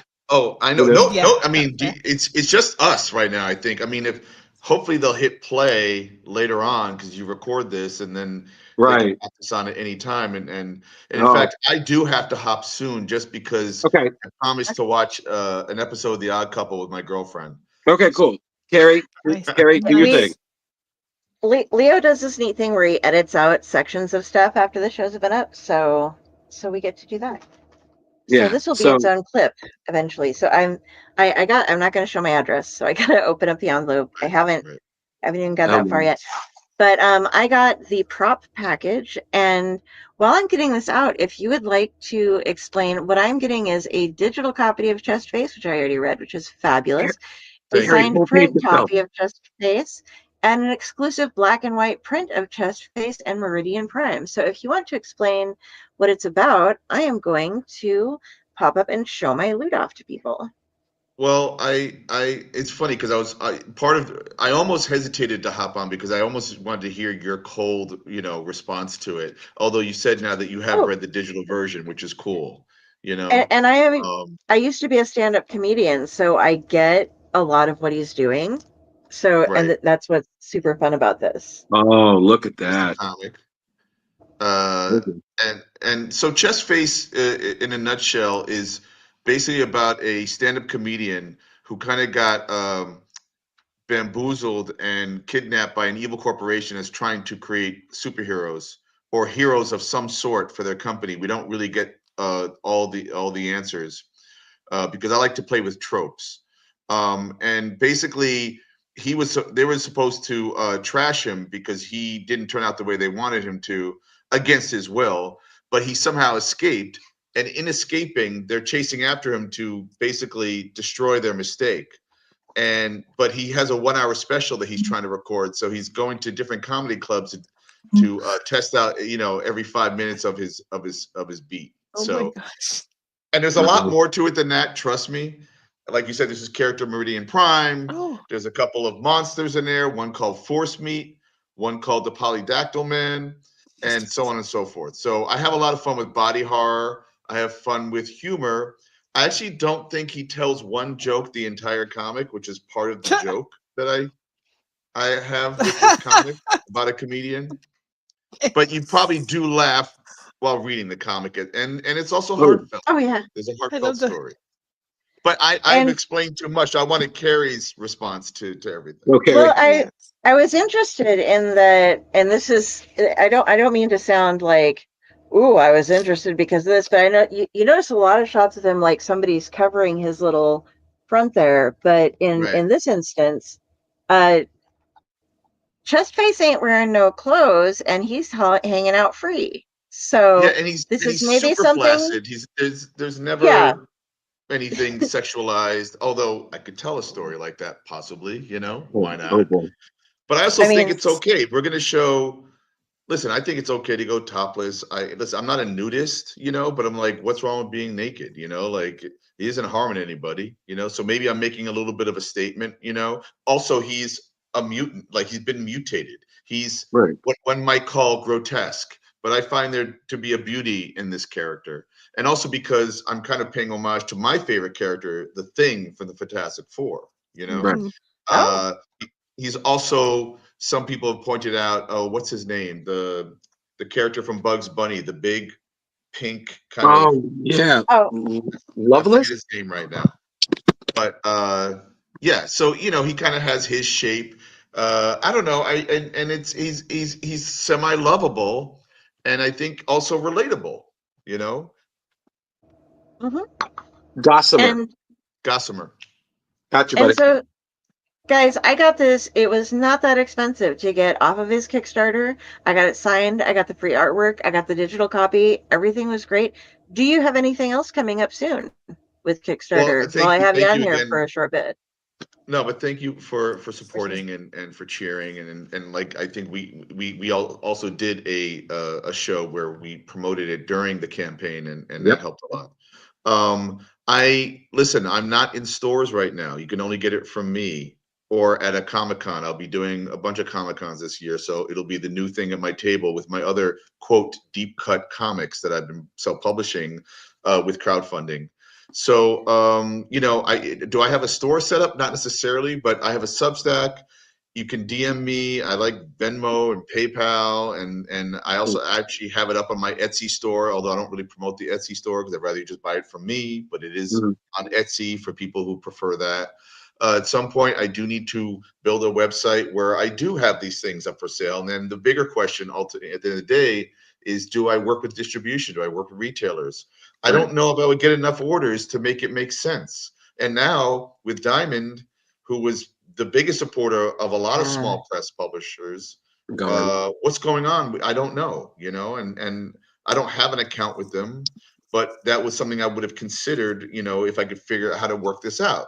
So right now, I just have Chestface. I have a comic called, I'll show it to you real quick. The Red Hook X Dean Haspiel, which is a meta memoir.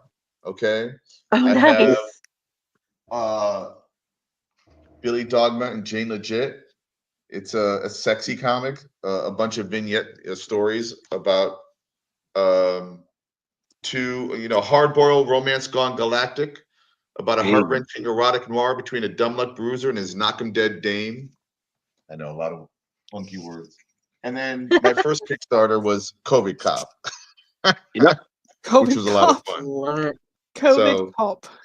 COVID Cop, and then my copy of Chestface, which is Chestface, but the COVID Cop, that's hilarious. But listen, I've worked for Marvel and DC. I've drawn and written Spider-Man, and I've drawn Superman 2 years ago. I worked on the Fantastic Four. I've done Wonder Woman, Batman 66, The Fox. I did The Fox for 10 issues of The Fox for Archie Comics, I've drawn graphic novels, real life stories with Harvey Picar and Jonathan Ames, and I've done my own story. So I'm old. I've been around the block. Whoa, Right? whoa, whoa, whoa, whoa, no, whoa, whoa, no, Sure. nobody said that. Whoa, Dean, nobody said that. Okay, just what we did not call you Don't old. say that. Don't say Yeah, that. yeah, we did not say that. We said fine wine. Oh. Fine Okay, wine. Fine yeah, wine. fine wine. I'm drinking Getting Trader better Joe's, with but the age, man. I'm sorry? I'm No. drinking Trader Joe's. No, Dean, we love Oh, you, listen. and you have to I don't catch want me to up do real that quick again here. now. Wait, what? Okay, Guys, so one at a time, please. sorry, the women want to inundate you, Dean. It's just a thing. So, I need to know, because I'm gonna have my gal who's gonna help me with my cosplay thing work out the mask. Yes. You said that the antenna were working more into like a bunny ear kind of thing. Well, so think of it So, like they flop. You know, they can. You know, you can so bend they, them like if you took a wire, maybe you could maybe bend it. I don't exactly know how it works, but also the way I drew okay, the fox or the red hook or the coney is that they're kind of emotionally based. You know, like yeah, if you're sad, it might go, if you're angry, it Droop. might pop, Yeah. or you're looking that way, go, you know, whatever. So I don't, that's how I draw them. You know, it doesn't really make sense. I think it was MJ that was saying something about how you take, how it's hard to take two-dimensional drawings and turn them into something 3D, you know, because it doesn't Yeah, always make it is. sense. Because I mean, it's easy when it's on a 2D photo, obviously, or 2D picture. You know, it's easy because you drew it on there, we put it on there. But to have some of that's armor or that Yep. thing to put it onto a real person A real person. is quite another matter. Quite another matter. In fact, I would I had hazard, all the fun doing an automel from Full Metal Alchemist. yep. All the fun making a hand. Oh, let me tell you, it was great. I hated myself Right. for like a full week. I hated myself that whole week. Right, right. And did. it's a job. It's a job. But I was going to say the other thing is I love the comics that were, you know, the Silver Age era where, you know, or even Golden Yes. Age where costumes were pretty simple to draw and even create, okay? Because it was basically spandex and capes and boots and gloves, right, with a logo or Right. and a couple of Yeah. colors. And now with But designs, they're now, so elaborate, and I'm always like, that makes and a you've got beautiful cover, textures and fabrics and right? But now, it makes a beautiful cover for an artist, but now draw panel after panel after panel of that uniform or of that that costume. same, yeah, No, that same, no, yeah, no, no, precisely. no. Not interested. Can't do it, you know. All right. yeah, Well, that gets overwhelming. Well, okay. Did you have anything else that you'd like to? No, I We don't was want to. I appreciate you again, you know, showing this to your folks and talking about it. And I enjoyed, you know, having company tonight and finally getting me to too. it. Hey, So Well, listen, we anytime. hope to see you. We hope to see you at Terrificon this year, where we'll be again. So, if I so, hope to be there. I hope to be there. So well, fingers crossed, my man. Well, go yep. enjoy your time with your lady. Thank you again, and if there's anything else comes up, you know, we'll cover it. Okay. Oh, and you know what? Real quick, for those who want to just check it out and not to take away because we Oh all no. ships rise, but me and Vito Del Sante have started a podcast called Vito X Dino, which you can Ooh. find on YouTube and Spotify and I guess Apple. Because he's handling all that. So we've been doing this. We've got like 4 of them out now, and it's Good. fun. It's really grassroots, you know, guerrilla style kind of thing. So folks might want to check out Vito X Dino, our Okay. podcast. All right. You got it, boss. Very Thank you so cool. much. And do I do the Thank thing you. where I leave the studio and Yeah. let it upload? Okay. Same deal. Yeah. Thanks, guys. It, Have a great night. Same. Thank you, thank Dean. you, Bye bye. Nadine. Doo-doo. And then there were. I hit that All right, note. Carrie. I think you said you had one more, Yeah, right? everybody's showed up for theirs. All right. For me to discuss their things. So, I'm gonna pull up. Let me make sure. I had to jump back on some stuff. So, crowdfunding. Here we go. Got to pull up my document and skip through all of the other stuff that I had for Daybreak up. Okay. Whew. This has been one hell of a show, guys. I am proud of us. Mahana, you are luck. Like, Well done, us. oh, we lost somebody, but we gained 3, you know? And that was actually proper crazy. That was proper crazy. Yeah. Like, I don't know. Oh God. Yeah. All right, Carrie.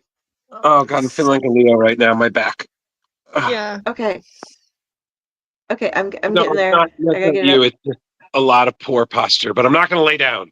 I won't lay down. Okay, don't lay down. We got No. one last Oh, crowdfunding thing to go through, and this is so goddamn cute. Oh, Okay, stop it. God damn it, Carrie. isn't that adorable? Yes, stop. Oh my Okay, god. yes. So this is Kid Cretaceous. It's by J. Michael Miller, and this is on Kickstarter itself. You have until Thursday, February 13th at 8 a.m. Central to fund this. And Uh-huh. basically, the story of it is Kid Cretaceous wished her toy dinosaur T-Rex could save her dad during an auto accident. Now, T-Rex is her hero and best friends. But superheroes can't smash mandated therapy away, or can they? So, this new superhero coming of age story is about a young girl grappling with new powers, a new town, a new trauma, and a new weekly chore therapy. This contains 28 pages of story with additional back matter content. So, this is going to be a 5-issue comic book series written by J. Michael Miller and illustrated by Gaspar Sabater. Issue 1 featured guest artist D. Noonan and artists lettered their respective. Anyway, couple of people had had some different pages on the other ones. But what we have going on here, these are the covers for issue 2. And the first one is the main cover by Marcus Jimenez. The second is the Incredible Hulk homage variant by Diki Ramdani. With the The spoons, I saw third, yeah.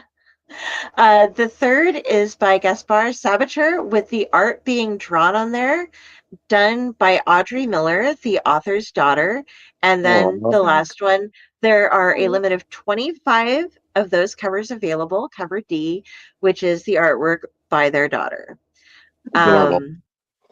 This is some of the animations, so you can see what happens and how, oh no, look out, we're in a car accident, throwing out the dinosaur, roar, boom, and how things take care of, how they end up taking care, like how the dinosaur becomes her friend. And then we're going to go on to, these are the issue 1 covers. There's an action homage cover by Diki Ramdani, the tower cover, which is a holochrome variant by D. Noonan. Nice. This is, this is the main cover one. I was wrong. Okay. Action coverage. There's the tower. This one is the main cover by Lane Lloyd. And this is a variant art cover by Gaspar Sabater. And some of the things, they have a bunch of different comics you can get a bunch of different bundles. The first one is just $1, and it gives you a bunch of PDFs for indie comics. And pretty much all of them come with an indie comic bundle and thank you credits, except for the tarot card itself, which you saw that cover. You can get a metal tarot card of that for like Very $10. Well, that's cool. Yes. And here is some of the fan art that has been involved with it. But I'm going to go through a couple of things real quick. You can get the indie bundle. You can get a digital copy for $6, and I believe they include all of their shipping costs within. Cool. So deluxe copies for $9. You can get the tarot card for $10, and that includes the tarot card itself and the digital version of the comic. And it doesn't get very expensive. Some of the really cool stuff that they have is that I'm gonna back this out here. Remove. Or I won't, and I'll just do this because that's cool to look at. Okay. So they have holochrome covers that are like $35, but they include all of that. You get a PDF with every single one of them. You get author's credits, you get the indie comic bundle and all of that. One of the cool things that they have for this is an editing service. For $50, you receive a physical copy of the Kid Cretaceous Number 2, your choice of covers, and editing services from J. Michael Miller, up to 32 pages with 2 rounds of feedbacks. There are only 5 of these being offered, but you get the editing services that choose your cover, the deluxe digital copy, the regular digital copy, an art print, a thank you credit, an indie bundle, and the number 1 digital. So it's just got some really cool stuff going with it. And it sounds like one that like would be fun both for comic book fans and like for your kids, but I also for agree. adults. Like a lot of us Who here doesn't are, have a favorite dinosaur? You know, like we all got our right? favorite dinosaurs. Yeah, and dealing with therapy and introducing that in a healthy environment Mhm. is great. And having the kids art is so cute. Like I really hope that that sells out so that they can be like, honey, you're, you know, because it's just I adorable. agree. But the tiers on that one are That's I really got low. definitely. So That's going so and so lovely though. yeah, and being able to for for $50 getting editing services from someone is insane, as well as getting all of the additional stuff. Right. So Yes. Hey, yeah, listen, so good luck to them. yeah, I'm really looking forward to it. And again, you have um up until oh, where did I February go? 13th. Thank you. Sorry, I didn't scroll up high enough. February 13th to get that one. So get on it because it's doing really well, and I'm really hoping that it goes further. So, all right, let's wrap up the show tonight. Please We do. good? Yay. Drew's just like, I'm gonna die. I'm Okay, going to. so No, I was just hey everybody, thank you for showing up for this really bizarre but intensely, crazily fun show that we had tonight. I had so much fun with this, even though we were scrabbling in the last 5 minutes to like make a show happen for you. We made an almost 3 hour show happen for well you. done. Look at well done. Well done. Yeah, if you want to find me, look up Carrie Sanders on Facebook. If you see a crow as the avatar, that is me judging you, and all of the rest of my links are there. Very You can find me on the Owlite Network. You can find me, you can find my author stuff. You can read my books. And I am on every Tuesday and now sometimes Saturdays when we have international guests here on Splash Pages. Next, Mahana, how do we get a hold of you? What you doing? So on Instagram, I'm the Cheery Goth, Cheery, Cheery. This is the cheeriest of goths. My page is mostly food and cosplay stuff. Um, Facebook is Mahana Jade Longwalker from my Facebook. And if you want to keep track of my shenanigans, that's the best way to do it. All right. And Drew. Man, God damn it, Drew's Carrie. Yes. it's When I'm not required being, in when I'm not being tired, um, when I'm not being tired, I'm very much enjoying my time here. You can find me on Facebook, Ghostbusterman1984 on Instagram. You can look me up on Blue Sky, where we've been posting a lot of great stuff and collecting a lot of great creators. And yeah, I'm just generally tired. It's been a really long year already, and it's only 1 month. But here's to great things, and we got a lot of great stuff planned for February, so definitely stay tuned for that. And I feel like I should speaking also of let you know February. about some of the things we have coming up. So, um, so this Saturday we're going to have um, legendary artist Mohamed Asrar, who X-Men, Hulk, a bunch of other great titles, including collaborating on an upcoming series, Bug Wars, with the great Jason Aaron, who we had on the show last year. We're going to have him on Saturday. And then next week, making his Splash Pages debut, we're going to have Gene Ha popping in to talk about some of his work. So there's a lot happening. And that's just 2 this weekend and next week. So if you're not subscribed to our YouTube channel, please do so and stay tuned because we got some greatness coming. But thank you so much for sticking with us. And yeah, go get some sleep. You all need it. All right. right. Good night, everybody. Thank you for joining us, Good night, and guys. take Thank care of you so yourselves. much for having me. Oh, we love you.